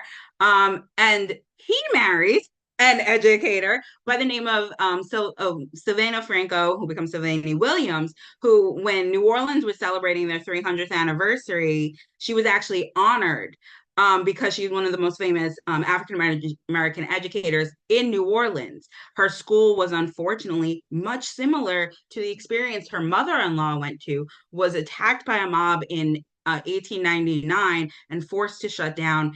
And within a year, in 1900, she reopens that school again, believing so importantly in the education of Black children, and fought for that education for Black children in New Orleans.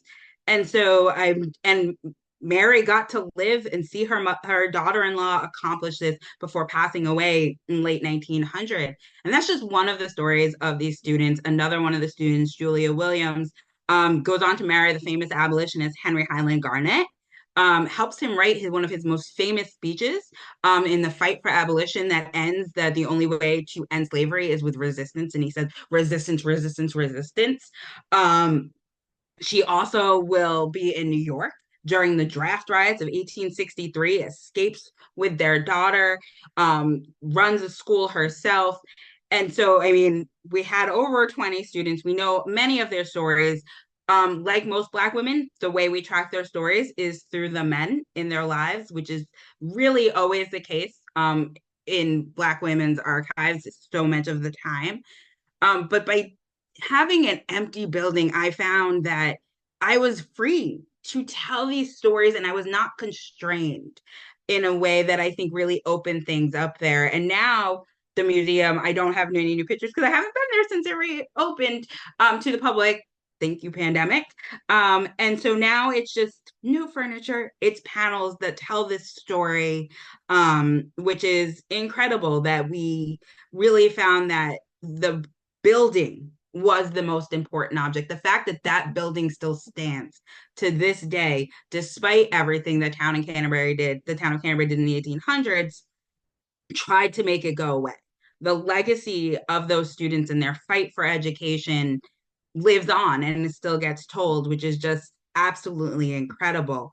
But it really also played a big part in my life where I said, I want to continue to tell the stories of women who either get overlooked from the archive or their stories are not as well documented in the archive because they couldn't be, which landed me at the Morgan Library and Museum, where I got to process the papers of the Morgan's first director, Belle DaCosta Green. She is an amazing librarian, director, curator, archivist. She kind of did it all. Um, Huge workaholic, probably not a good thing to emulate anymore, because she would like get to the library at like 8 a.m., leave at 10 p.m. I'm sorry, I'm not doing that. But she really was the heart and soul of the Morgan Library. She started working there in 1905, and would retire in December 1948. However, she didn't trust the new director, so she hung around for all of 1949. And unfortunately, she would pass away from cancer in 1950. But her legacy at the Morgan, I mean, there is not a Morgan employee prior to our exhibition who didn't know who Belle Green was.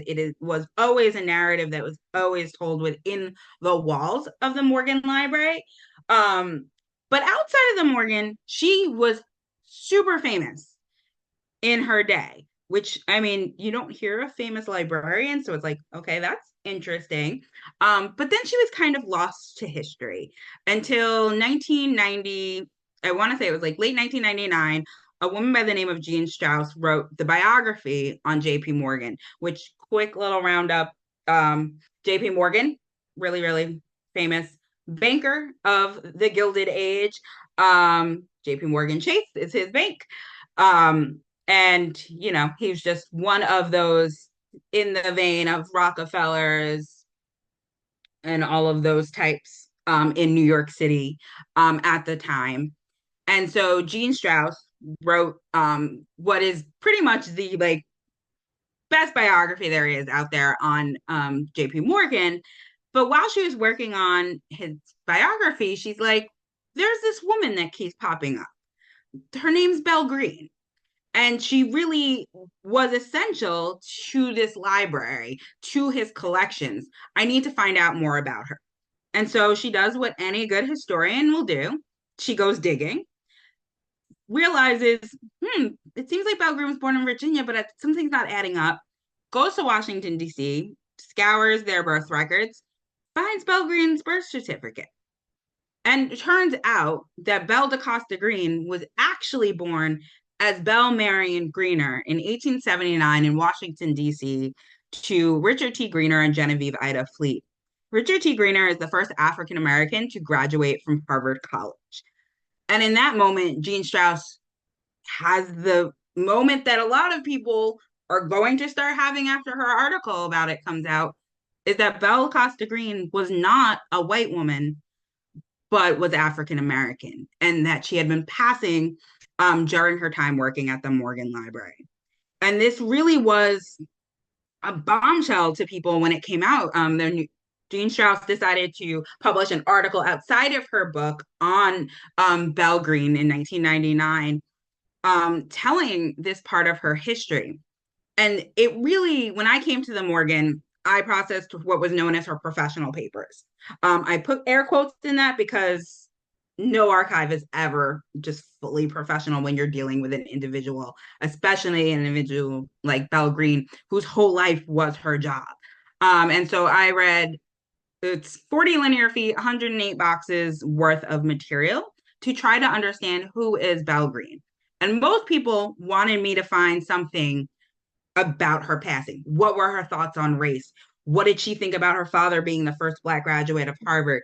And I knew from day one, I was never going to find that information because passing is a legacy of silence. You do not document the history of passing because it is a survival technique that dates back to long before. I mean, passing always seems to be like kind of marked by the Harlem Renaissance.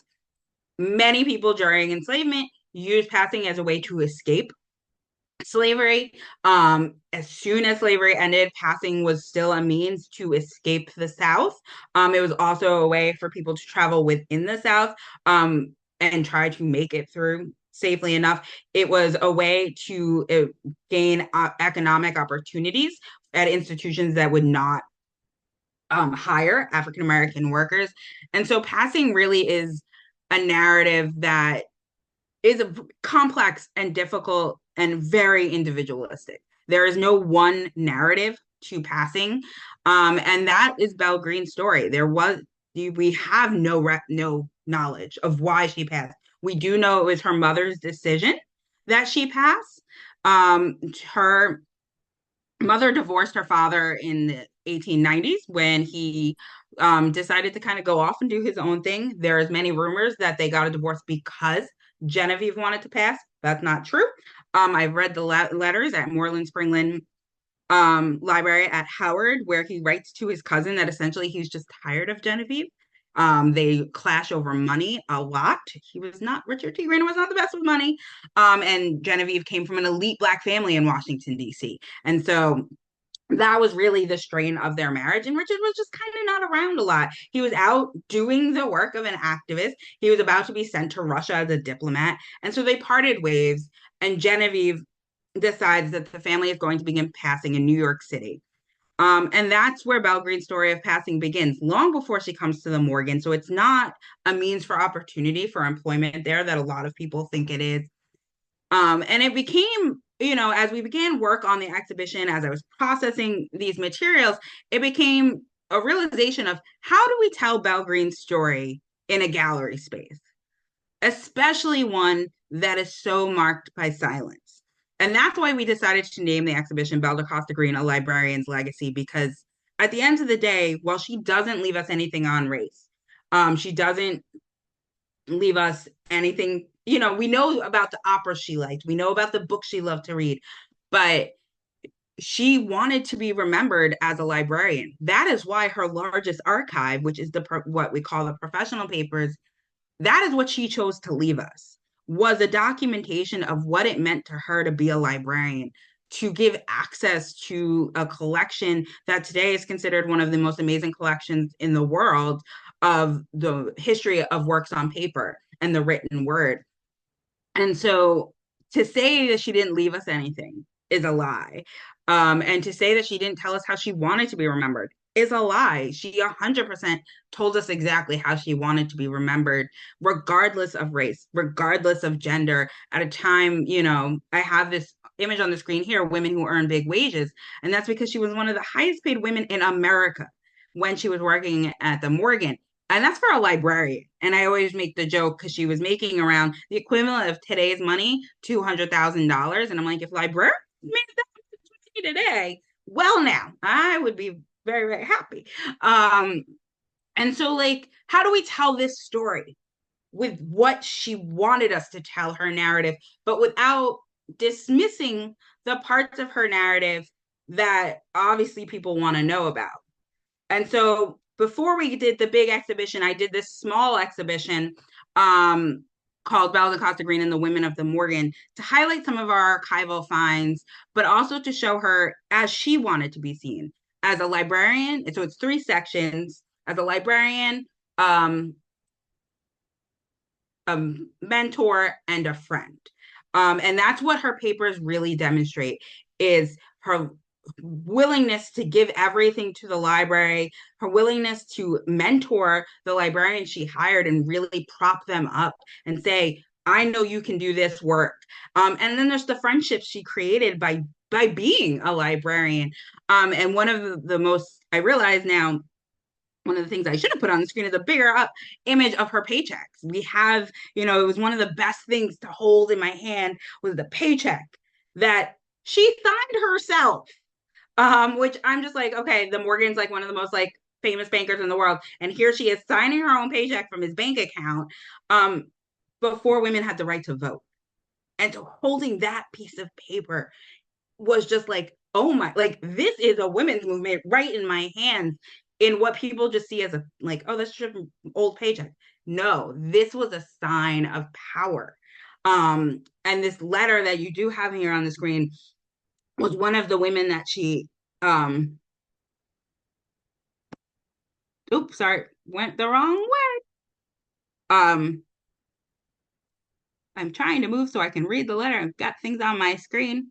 It's from one of the women that she mentored, Meta Harson, and she's writing to the art historian Bernard Berenson, who Green had a relationship with for for decades, talking about Belle Green's funeral, and you just see the love that comes through here, and just the amount of influence Belle Green had with the women that she mentored, which is just, it was amazing to be able to hold that and read that in our hands and see the legacy that she left behind. But then, yeah, how do we put this all into an exhibition? That is just a room. What made it kind of easy is that the rooms that the exhibitions are in at the Morgan are rooms that Belle Green helped design. The exhibition starts in what was the original reading room of the Morgan before the new one was built. And then the other section, the second gallery, was our original exhibition room, which is still an exhibition room. And so this is the entrance to the exhibition, and we framed a picture of her with books because books are what she loved. When Mr. Morgan died in 1914, I mean 1914. I was 1913. Sorry, I always get the date wrong. It was what happens to the collection, but it wasn't a public institution yet. And she was like, I don't care if the paintings go. I don't care if this goes. Take the furniture. The books must stay. And so she fought really hard for these books to stay in this building. So these books are the living, breathing embodiment of what she cared about so much. And so what better way to start the exhibition than with the thing she loved most? And then as we move through the exhibition, we wanted to situate, we're in New York, but she was born in DC, into a very different community. And so we blew up this map of Washington, D.C., and put points of interest that would have mattered to her family in Washington, D.C., such as the house her mother was born in. And you'll see on the screen here, there's a picture of her mother with one of the women that worked for Green and their family members. But so Genevieve is the woman on her own on the one side of the picture. And so you can clearly see, I can kind of get how Genevieve passed. She's very, very white. And so this picture was really important when we found it, which I found in a file drawer. Just happened, I'm like, wait. And I look at the back and it's like, Mrs. Great. And I'm like, oh my God, there's a picture of Genevieve. And I like freaked the hell out and ran across the museum. And I'm like, oh my God. But we knew it was really important to tell Genevieve's story, but to tell the story of the Black elite in Washington, D.C., where Green was born. But how do we do that in a gallery space? And we found that the best way to do this was this map to really orient you to that part of the story. Another crucial part of the narrative that we had to do was the conversation around passing, the thing that is never talked about, the thing that isn't documented. And so at the center of the first gallery is the conversation around passing, the fact that passing is a product of white supremacy and the structures of racism that have been at the heart of this country since its founding. And we really, by putting it in the middle, even though you had it's at the center of Green's world, while also not being the main thing you're always looking at. And that was intentionally done that way. Just saying she could never really escape race in her life, but as you walk around it, it's how she maneuvered around race in her life. And so in this section, when again, nothing of her, what she has to say about it, we had to find other voices to talk about it. And so we really dipped into contemporaries of hers during the Harlem Renaissance that did talk about race. So Nella Larsen's passing is featured in the exhibition. This beautiful painting by Archibald Motley called The Octoroon is featured in the exhibition, as well as clips from Imitation of Life, which you can see here on the screen, with Freddie Washington, who notoriously actually quits acting because so many people wanted her to portray a passing individual in films. And she's like, but I am an African American and I'm not going to pass. Like, that is not my life. It's not my story. So she quits acting and becomes an advocate for African American actors after that. But so we've created this little room in which to go and see, the portrayals of passing on screen. And so this really is at the heart of everything while also not being the most important thing. The most important thing is Belle Green and the work that she did. And we really felt it was important to pair the objects of this collection with the archival evidence that tells us all about it. So for instance, we have a medieval manuscript that she taught with a newspaper article about how she taught with it, because it was such a big deal that oh my God, you're teaching with a medieval manuscript? We don't do those kind of things. And then we have, it's not in the case here, but that picture of the book on the bottom there is probably one of her most famous acquisitions, the Mort d'Arthur, if I pronounced it right, which is a Caxton, one of the first English books printed. And we paired it with a reproduction blow-up of the newspaper article where it's like $50,000 for that book. Belle Green was one of only 2 women on the auction floor when she purchased this book for an obscene amount of money at the time. And it really solidified her mark in the rare book world. And so we knew the book alone could not tell that story. We needed the newspaper article. And so it was really important throughout our exhibition to tie the objects with the archive, because you need both of those pieces to tell her story. Just like this newspaper article we put on display here that talks about, again, just how powerful a woman she was. And we felt like you could, I mean, she saved this article. She put it in our archives as an object of, hey, what I did mattered. And so we really wanted as many opportunities to highlight those within the exhibition as we could. As you move to the next gallery, one of our favorite parts is the fact that we have her desk and her card catalog cabinet on display. Unfortunately, her office, which is the north room of the Morgan Library, is not, it's set up as a gallery space today, so we don't have the objects in there. But it was really important for us to make people be aware of that feeling of her sitting at a desk, doing that invisible labor of librarianship. And we even pulled out some catalog cards from her time. So she typed these up or hand wrote them and put them in front of a little window on the other side of the card catalog cabinet, so you could see her work up close and personal. And not just the card catalog. Like, what did it do? Well, here's the cards that have it. And so this has been a highlight of the exhibition, is because you can kind of begin to imagine her. There's no images of her working at her desk, so we only have this sketch. So that's what even makes it more like, we don't have the images, but we have the desk. And so what that desk represents, but it's also in a gallery, so it's a little weird. So that's why we tried to put the wood behind it to try to envision her office space. And then we have, essentially, we created her apartment within a space with all of her own personal objects that had been gifted to the Morgan upon her death. So these are all items that had lived in her apartment. Which, I mean, New York City apartments are tiny. And then you're like, look at this giant, beautiful painting, the Lavinia Fontana there. And it's just like, I can't imagine that being in my, I'm like, can I have that in my apartment? Like, that's amazing. And gorgeous. And just so to imagine that in a space, and it is a tiny, I mean, it doesn't look from here, but it is a tiny space in the exhibition. So you get that kind of cramped New York City apartment vibe, with all of these treasures that she had.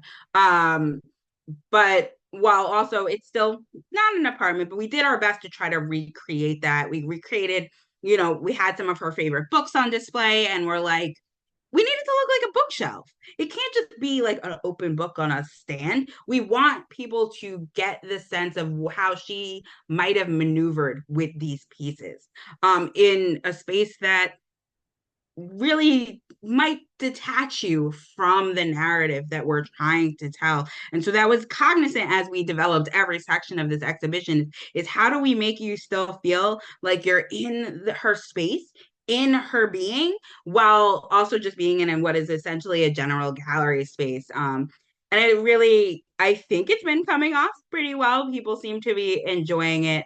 But it was one of the biggest complications we had, is how do we, when you're not in the space, like when I worked at Prudence Crandall, I was in the house. I had the house to ground me. And so while I'm in a gallery that, yes, technically Belle Green helped construct, I'm not in her office. I'm not doing that work in the space where she would have done that work. And so how does that story change? How does that narrative change when you're not in the very place where something happened? And so by reconstructing and thinking of that space as we did her narrative story in the exhibition, it helped ground me, and hopefully it helped ground visitors as well. We know that it said that her artwork was kind of eclectically hung in her apartment, so we tried to do the same thing. So next to the Lavinia Fontana is Durer's Melancholia, because two very different pieces, but in Green's apartment they would have lived right next to each other. So kind of recreating that to give people the kind of into her mindset of what she was thinking. And so, yeah, that is essentially what I have for you. Please feel free to reach out with any questions. There's my email.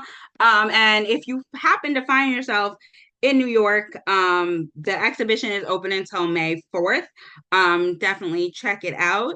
And sorry for a very rushed. Belgrade's really hard to talk about in a really short time frame, but hopefully give you a little bit of insight of how we used the space that wasn't really a space to create her space, and how the archives was essential in understanding her story. So thank you so much.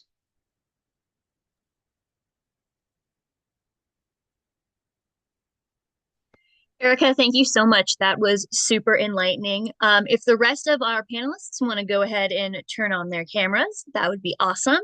My name is Hope Gillespie, and I'm the editor-in-chief of CMSMC, and I'm going to be leading today's Q&A.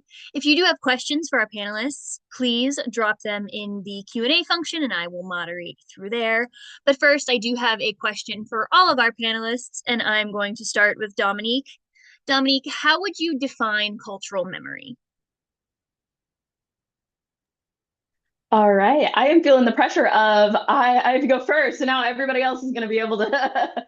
But I would say, as far as when I think about cultural memory, I typically think about it sort of lying at the intersection of a person, like personal experience and communal identity. Like it's the interaction that's happening between those two things is what cultural memory at least means to me. It's when you have those personal stories, which I must say, Erica, I absolutely loved your talk. It was fantastic. And I saw so many of those personal stories emerging in your talk.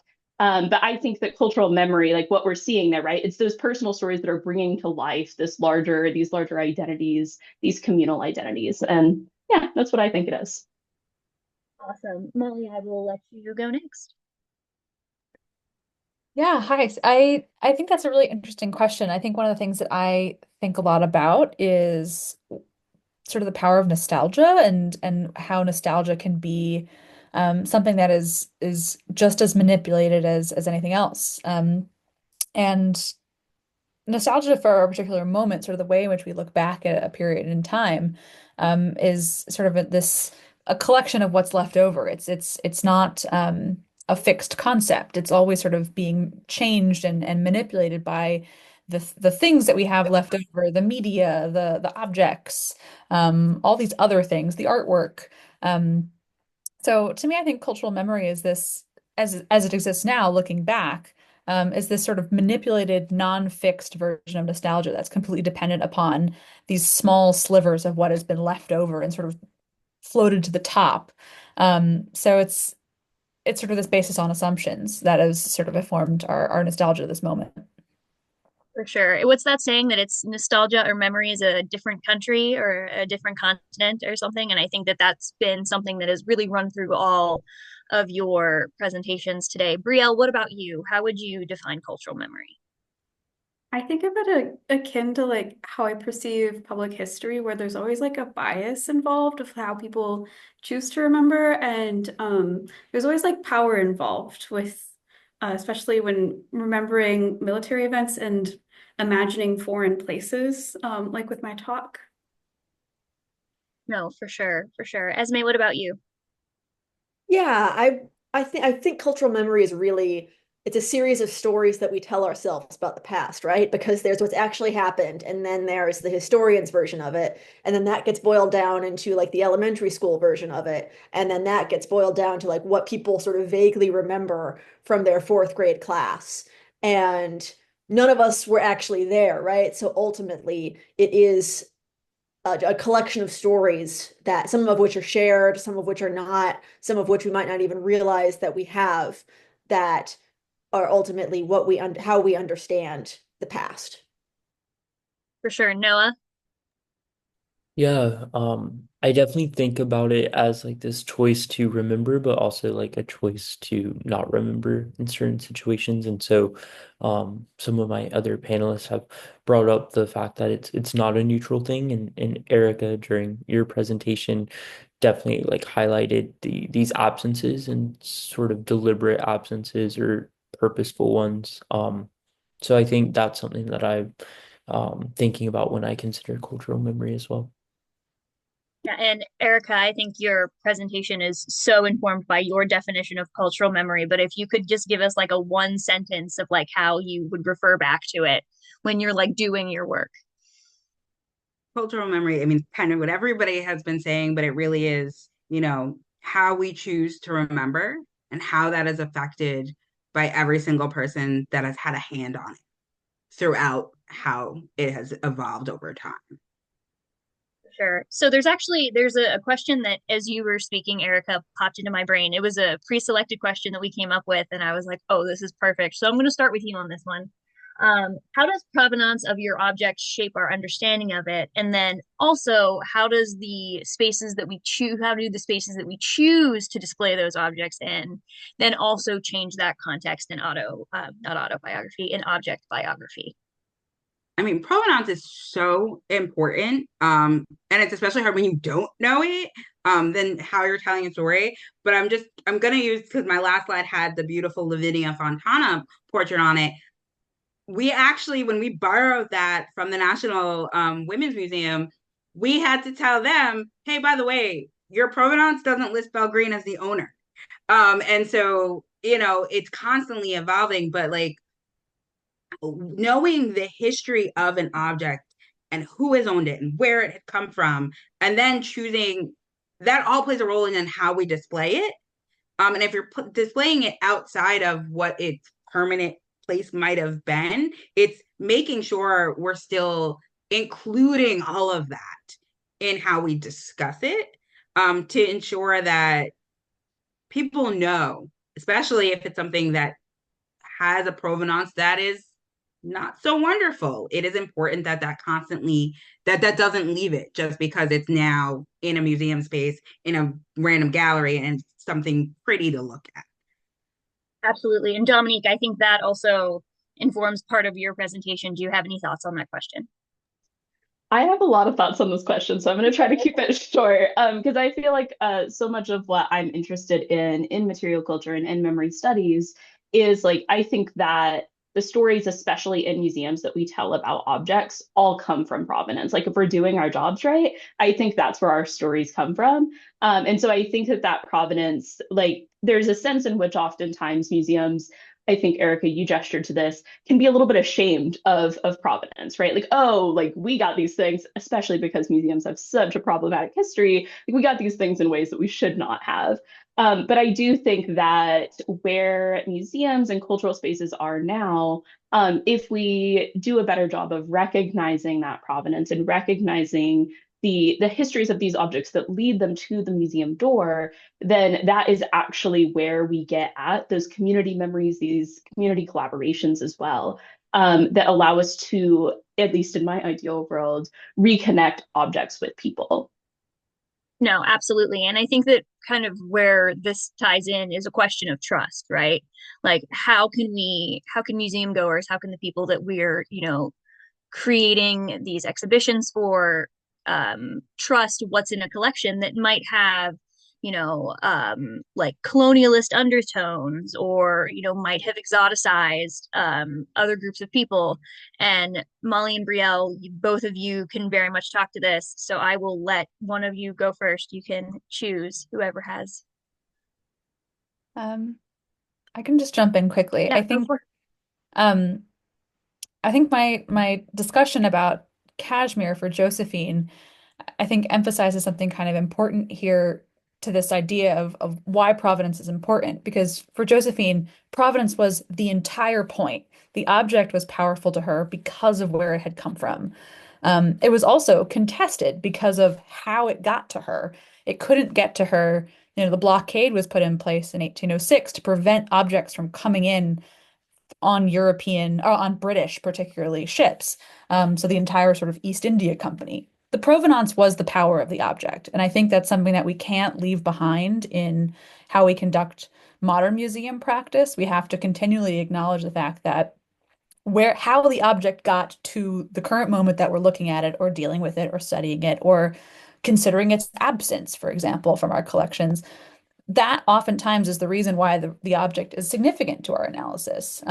So it's the harder thing to tell people about, because it's oftentimes the history that you can't show. I can't, if I was to curate an exhibit of Josephine's cashmere, it'd be really difficult to sort of trace out, like, okay, the boat went here. Like that's not part of the story that is visually the most convenient all the time.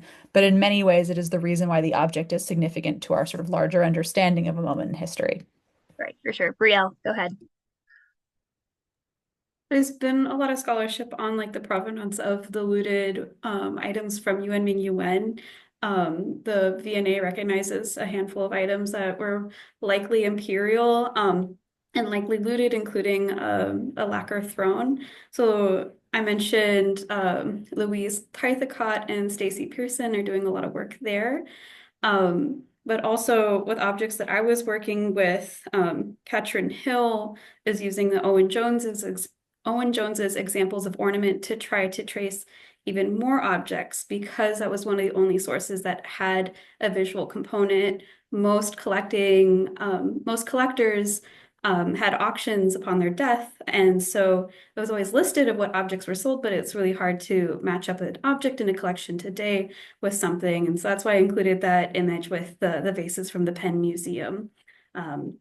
Yeah, and then when it came to the book and R.W. Binns actually owning Histoire et Fabrication, it was like, oh, he actually knew that these sources were Chinese. Like he owned the book and he actually modified it in the inside back cover. He included a clipping from Harper's Magazine that talked about the circulation of Chinese ceramics because of the Second Opium War and the Taiping Rebellion.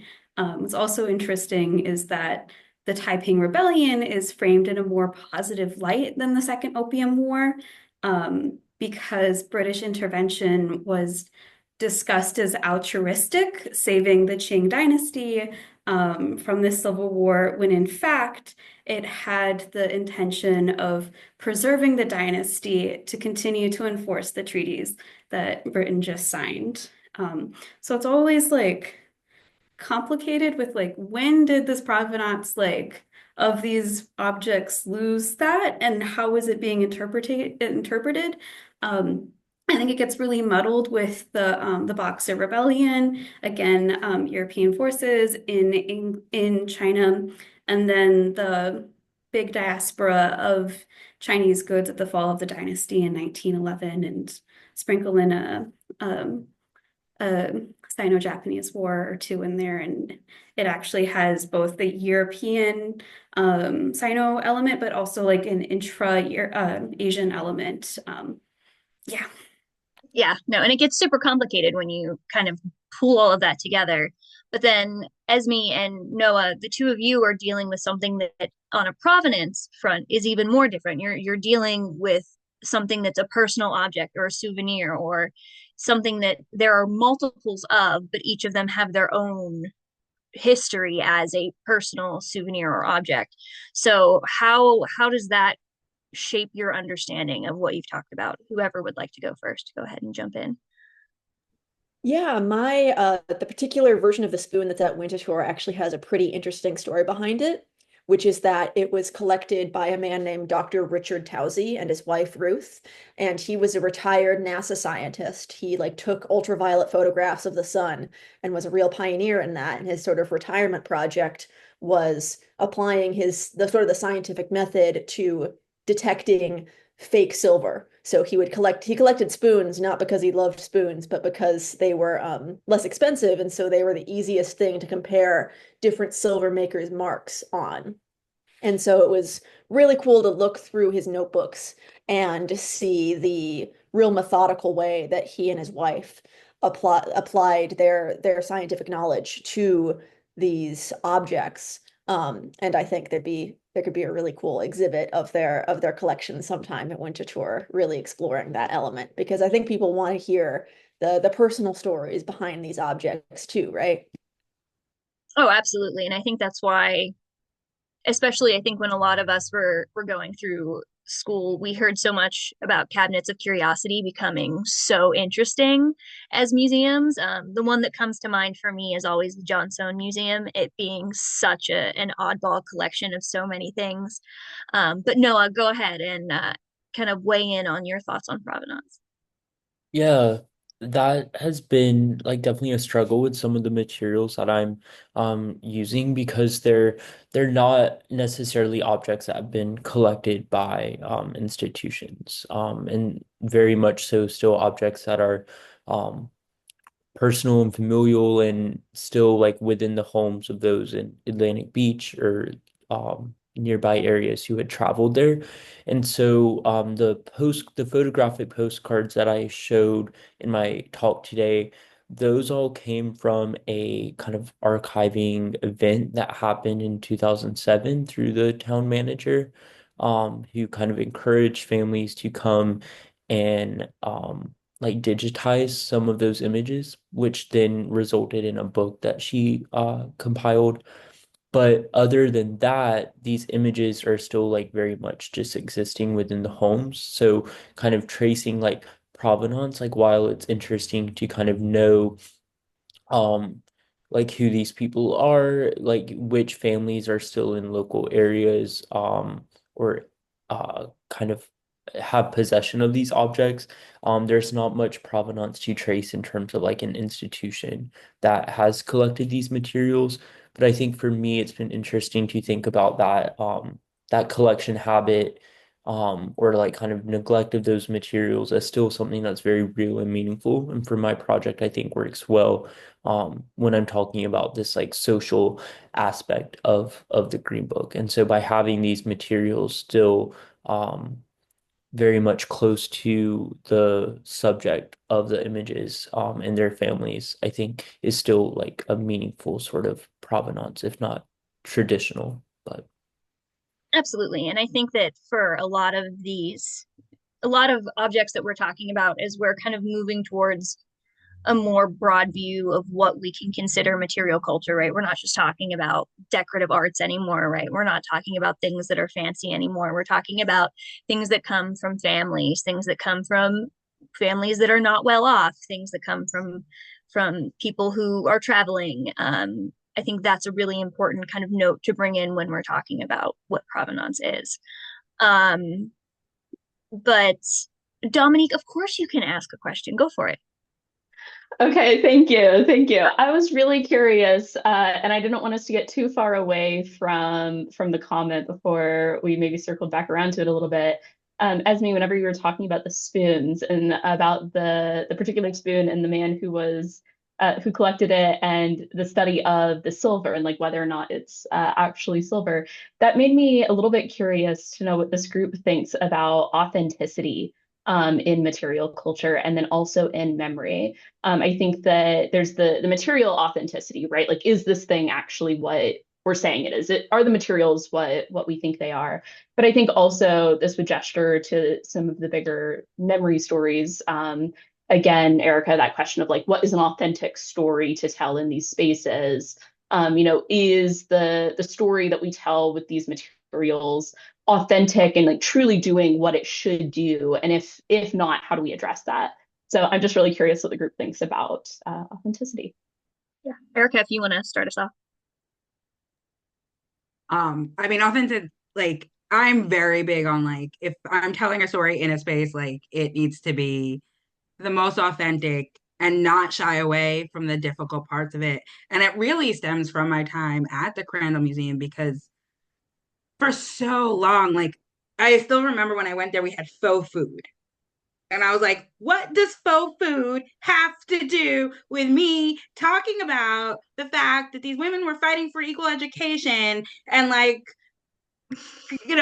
claiming citizenship? I'm like, the faux food does not do anything for this story. And so like for me, and just even in Belle Green's story, like the number of times I get asked like about the passing aspect, and I'm just like, okay, I guess that's a part of her story, but she point blank said, I am a librarian. I'm proud to be a librarian. Here's all this stuff. And it's not even just about authenticity and like, are we telling the best narrative? But for me, especially in my work, because I'm dealing with individuals who did try to tell us how they want to be remembered, it's finding that middle ground between telling the most authentic story in, especially in difficult histories, while honoring the story that the person wanted told. Mm-hmm. and respecting that. And especially now where I am at Schlesinger Library, like we have the papers of Angela Davis. Angela Davis is still alive. So it's like, and when I tell her story, it's like that woman could come knock me on my head if I said something wrong. So it's like, what story does she want told? And so like it's really, and I just had a class yesterday that I taught, and we were discussing the fact that it's all about respect, respecting the objects, respecting the place, and respecting the lives lived that these collections hold. That like an object is not an object, it is a life that was lived, good or bad, difficult, and it's all about coming to it with respect. And I think the more you respect you come with it, the easier it is to just be authentic and tell those stories in whole fashions. Yeah, actually, something that you just said snagged for me to pivot to Mali next. So obviously, Napoleon very much wanted a specific legacy, right? Bonaparte wanted a specific legacy. So then how does that imperialism and that power also complicate authenticity? I think that's a really interesting question. I think there's so much of it that there's two levels of the history, right? There's the history that Napoleon wants you to remember. And there's a history of what actually happened. And there's always going to be sometimes those two things line up, that Napoleon is proud of what Napoleon did as Napoleon did it, or Josephine in this case. And then sometimes those things are incredibly far apart, particularly the Egypt campaign, being one of those things. They totally lost. It was on no front a financial victory, a military victory, none of it. I th From my research, I think that if you ask the average French person in 1803, they wouldn't really have a strong sense that that wasn't a victorious moment in their history. So I think the larger question of authenticity in telling that story is letting those two sort of parallel things be parallel and sort of wiggle closer and farther away from each other in your analysis of those events. I think as we sort of teach it to people and help them try to understand, there's so many parallels to that in our own world of moments where the truth and what's being said about what's happening are the same thing, and sometimes those things are very far apart. Um, I think in the museum sphere, to kind of tie back to what um, Erica was talking about sort of these big absences from history, as well as sort of how people want that story to be told. Sometimes from a museum perspective, we don't know how big that gap actually is because of loss of record, because of, Napoleon telling the story that he wanted also meant that he's suppressing the story he doesn't want. Um, so sometimes in the museum world, I think something that has been absent but is very important is acknowledging moments where we don't know and sort of removing this institutional drive to always be the authoritative, correct voice. Sometimes the authentic story is admitting that you don't know, and that's a sort of space for additional research, or maybe it's a part of history that we can't uncover based on sort of the loss of those records. So, yeah, I think the imperialist part of Napoleon is quite relevant to our understanding of what authenticity can mean in the museum space today. Yeah, absolutely. Noah, I'm going to kind of let you hop in next talking about kind of gaps in memory, because I think when we talk about the Green Book, there are a lot of gaps in what we talk, especially in institutions, like you said. Yeah, for sure. I kind of most notably think about like the gaps within like the Green Book's publication. So while it was published between 1936 and 1966, there were years during the war that the book was not published. There were several years when it was like published kind of for 2 or 3 years at a time. And so thinking about like sort of the even the stories between these green books that we might think be are sort of inconsequential to look at or just like repetitive in nature, but thinking about like the comparison between one year to another even being very much evident of some of the gaps or like the failures of the first one. And that's something that Victor Hugo Green, the editor of the Green Book, was very much aware of, and sort of put like into several introductions of the Green Books that like this travel guide is nowhere near complete, and that like it's almost impossible for this travel guide to be complete. That's kind of where he started looking toward his readers to help him um, help inform the book as much as they could. Um, and I think that like recently the Green Book has received a lot more like traction. There's a Smithsonian traveling exhibition that's been going around for several years now. And I think, uh, a lot of institutions and archives have like began to collect the Green Book. And like I think I know like here at UNC, like our special collections has a copy of one of the editions. Um, so yeah, I hope that answers your question. Yeah, for sure. Brielle and Esme, go ahead and weigh in on your thoughts on authenticity. There's like two layers of authenticity. There's the boring connoisseurial one that R.W. Binns and that Harper's Magazine article is concerned with for collecting authentic objects, both Chinese ceramics and Royal Worcester porcelain wares. But then there's like this perception that R.W. Binns was able to authentically capture the Japanese style through study. And it's this discrepancy between how he made Japanese style wares and actual Japanese objects, where we see the bias and then the adaptations that were made to appeal to European audiences. That is also like in this weird discrepancy where he's claiming an authenticity of like studying and knowing, but also like modifying these imitations. Yeah, I agree that there's these two sort of differing notions of authenticity, like the connoisseurship type, where Towsey was comparing these different silver spoons and their maker's marks to try to identify forgeries, but also a lot of non-collectors use it in a different way, where people tend to seek like authentic or real experiences when they travel. And that's pretty relevant to my project. And I think to to museums as a whole, because a lot of them are do make a lot of their money off of tourists. And if they can claim to be more authentic than other attractions in the area, then they have a lot to gain financially and in terms of being in the public eye. And in fact, something that's brought like a smaller population to Salem of Wiccans and neo-pagans is its history and its alleged authenticity of a site where they believe their spiritual ancestors practiced and lived, which is something, it's super interesting. I wasn't able to get into it much in my presentation, but I think there's really fruitful territory for a religious studies scholar to write about that specific part of this history. Absolutely. And that tees me up perfectly for the next question and our final question for today, which all of us work in museum settings with collections. So we bring home the bacon with tourism. But something that I think that we've kind of skirted along the edge of today that I'd really like a direct answer from all of you, no pressure, is tourism always problematic?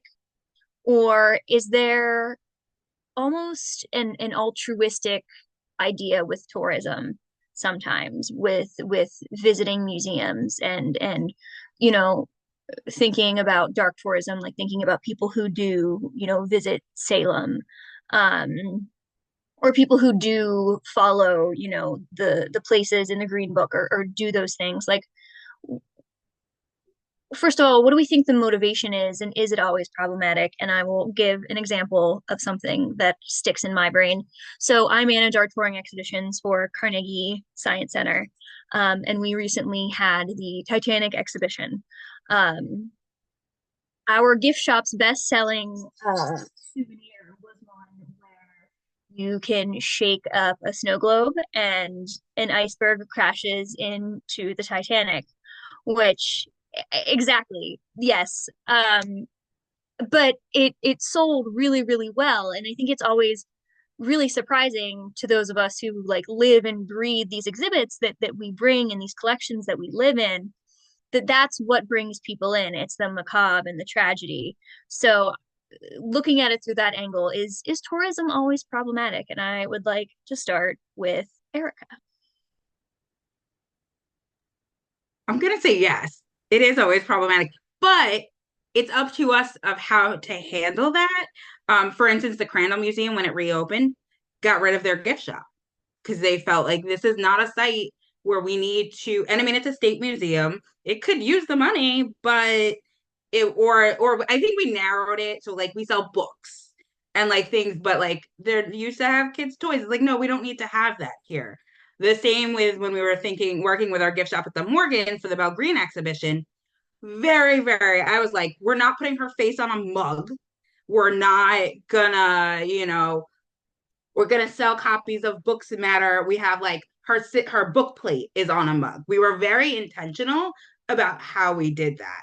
And so I think tourism is always going to be problematic because you're profiting off of things. And in many of our cases, in many museums, especially the big ones in this country, you're profiting off of what is often stolen goods. And so it is always problematic. But I think and just listening to all of you talk, the next, as generations come, as the next people enter the field, I think we're going to do a lot better of, yes, it's problematic, but we are going to at least make sure people know why it's problematic, know why learning full histories, learning about provenance, why all of this is integral to understanding why you might have like the Morgan had like Belle Green owned these jade sculptures that we know were stolen out of China. And we put that on the label. We're like, we're not shying away from that. We also did not depict them in our postcard set because we're not going to profit off of that. So it really is just, there's no getting around the problems, but it's about how we handle them that I think is really important. And I think of like the Legacy Museum down in, I think it's in Montgomery, that like deals with Jim Crow and deals with lynching. And it's really, really tough, but it's important pieces of history that have to be told. And as long as the right people are working in these establishments, there is at least, I want positive is not the right word, but at least there is a positive kind of person stewarding that information. Absolutely. Dominique, I'm actually really curious about like pivoting this question to you next, if there were any provisions on the collection that you know of about like gift shops and profiting or anything like that. Yeah, so the case of the Donza collection is particularly interesting to me because so much of provenance research and so many questions about problematic collections come out of Holocaust collecting. And one of the really, really interesting things about the Donza collection is that unlike a lot of Nazi looted goods or straight up goods stolen from graves, that sort of thing, the Donza collection was sold from one Jewish community to another Jewish community, and it was sold for what is a pretty reasonable price. It was, I shouldn't say the exact number because I would want to go back and look at it. I almost said, I was like, ah, don't quote me on this. I was like, why would I say it? But it was sold for a pretty fair price at the time. And so it's an interesting case where clearly this community was under duress. They needed to get out of the city. The city officials were saying, like, you will immigrate or you will be deported. That's the situation in which this collection is sold, but also that's not on necessarily the museum that those conditions existed in the world. And I do think that it gestures to what Erica was saying, that it is a both and question, I think, that like it is problematic and also here's what we're going to do with it. I think much more generally about there's an interesting text, not in material culture studies, but just more generally. It's by Alexis Shotwell. It's called Against Purity. And it talks about the fact that both sort of I apply this to myself like as a museum practitioner, but then also us as individuals, that there's no such thing as a pure state that we can exist in the world. And I think that this also applies to the question of tourism and collecting, of like there isn't a pure or right or innocent way to, I think, collect as institutions or as individuals to engage in tourism. But I also don't think that striving for those things to be perfect, to be innocent, is going to really be a good way for us to move forward. It's not as if I think trying to, purge our collections or trying to say, oh, you shouldn't ever tour anywhere because tourism is problematic, that's not going to end up with the results that we want it to have. And so I think that just as Erica was saying, it's about learning how to navigate these problems and learning how to navigate these intricacies in a way where we openly acknowledge the problems and then also look for not necessarily a perfect solution, but better solutions and ways forward. For sure. Esme, go ahead. Yeah, and I would like to add on to that with your comments, Dominique, where my point in making this presentation obviously isn't like to tear down businesses in a small town. Like they do have the right to interpret their local history in whatever way they see fit. It's not my place to criticize them for that. I more wanted to point out the existence of this narrative that, in my view, kind of maybe not started, but a really important early point was the Salem witch souvenir spoon. And I think it's on us as public historians to create narratives that are historically responsible and historically accurate, but are also exciting and fun and engaging to audiences and meet them where they're at and incorporate things like humor and tools of social media into our interpretation, because that's ultimately how we counter some maybe inaccurate narratives that have sprung up over the years. Yeah, Molly, go for it. I think Napoleon, I mean, my example is a dating pretty decently far back in time. But in many ways, Napoleon's sort of viewership, consumership, collectingship of Egypt set up a very participated in, but also set up a very significant precedent for what it means to be a sort of a European nation viewing the non-Western world as collectible. Um, you know, I think New York City has as a obelisk that Napoleon yanked out of Egypt and is now stuck behind the Metropolitan Museum of Art.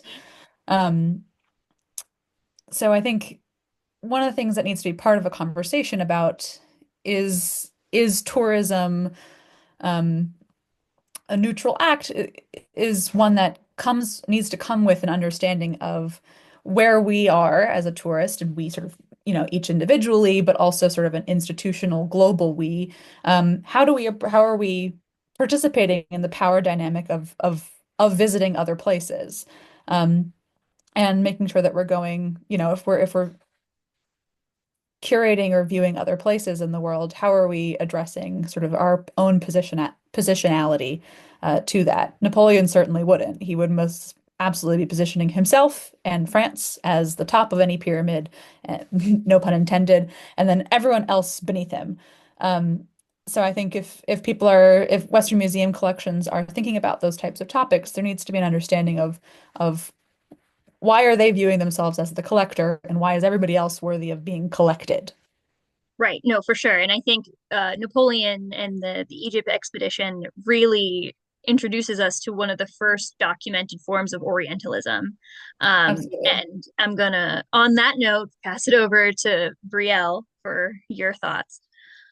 Yeah, tourism doesn't manifest like that prominently in my topic, but I can see it in a few ways. Like with the 1873 International Exhibition in Vienna, there's actually an encouragement to go and visit Japan through the actual Japanese ambassadors that were there and representing Meiji Japan as a modern industrialized nation and learning about European industry to come back. So Christopher Dresser actually visited Japan in 1876 because it was more accessible with the opening of the Suez Canal. Um, and like jumping back to China, tourism today, the site of Yuan is actually part of a park. It's like in a northern suburb of Beijing, and it's part of Chinese state propaganda um, to frame this 19th century history as the reason for needing a strong authoritarian government. Um, that is also really like I grapple with if I do ever want to visit China, or like under what circumstances do I do that? And I've got friends from China saying like, "Oh, come and visit." And I'm like, it's a little scary for like XYZ reasons. And so I've contented myself with just going to London and the former empire's metropole to see the objects of the world, which has its own problems and feels particularly yucky, in the British Museum. Yeah, and the fact that Lord Elgin's son is like Parthenon Marbles guy is Yeah. actually involved in this history is also another layer to that. Yeah, absolutely. Noah, and then for tourism for you, it's interesting because and I've heard this. I don't know if it's true, but I'm gonna ask. I've heard that there are like actual like Viator tours and stuff where you can follow along with stops in the Green Book, and I think that that's another really interesting kind of level of tourism. Yeah, yeah, definitely. I mean, there's been areas like Virginia, for instance, like has like Green Book historical markers that are kind of like marking specific listings. Whereas like the kind of absence of material culture or like the absence of the actual establishment itself or signage or even the actual building, these kind of markers allow for you to envision maybe the route of the Black traveler of the 20th century. I think for me, the issue of tourism has been especially interesting because um I think there's kind of two tendencies with scholarship, but also just kind of projects dealing with the Green Book or Black travel in general, like kind of thinking about Black leisure and like obviously these spaces are very much so a refuge and a safe space, but we also kind of have to think that like why was there a need for a refuge or why was there a need for the safe space? So thinking simultaneously about like this care and comfort that is extended to the Black traveler, also thinking about like the danger that they were actually steering away from. So I think thinking about tourism in that way and like as actually experienced by the Black traveler of the 20th century is really key to my project, but also like very much so interesting to see how the Green Book reappears today. So in those markers, in this sort of tourism of people wanting to mimic that travel. And I think also kind of just the prevalence of the Green Book today also speaks to this kind of longing. I mean, there's projects that are happening across the nation using the kind of verbiage of the Green Book.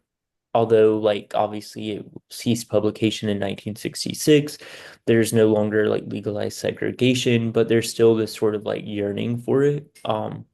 So that's something that's been interesting to me in my project. For sure. And Noah, I think you definitely have like a paper title in tourism is yearning or tourism as Mm. longing. That would be a really poetic next paper title for you. Oh, You guys, this was awesome. This was great. This has been a great discussion. I've let us go a little bit over time because I was having a lot of fun. But to conclude, thank you again to all of you. You guys had incredible presentations and you really knocked it out of the park today. Um, I'd also like to thank everybody who attended our symposium. We do this every year because you guys continue to show up. Thank you so much for listening to us for the past 5 years. Um, we will be having a recording of the symposium available on our website and YouTube like we do all the time. Just give us a few weeks to put it up. And if you'd like to become more involved with CMSMC or support our mission, please consider subscribing to our newsletter, donating through DonorBox, shopping in our online store, and attending more events with us. Information on all this and more is available at our CMSMC website. Thank you again and enjoy the rest of your day.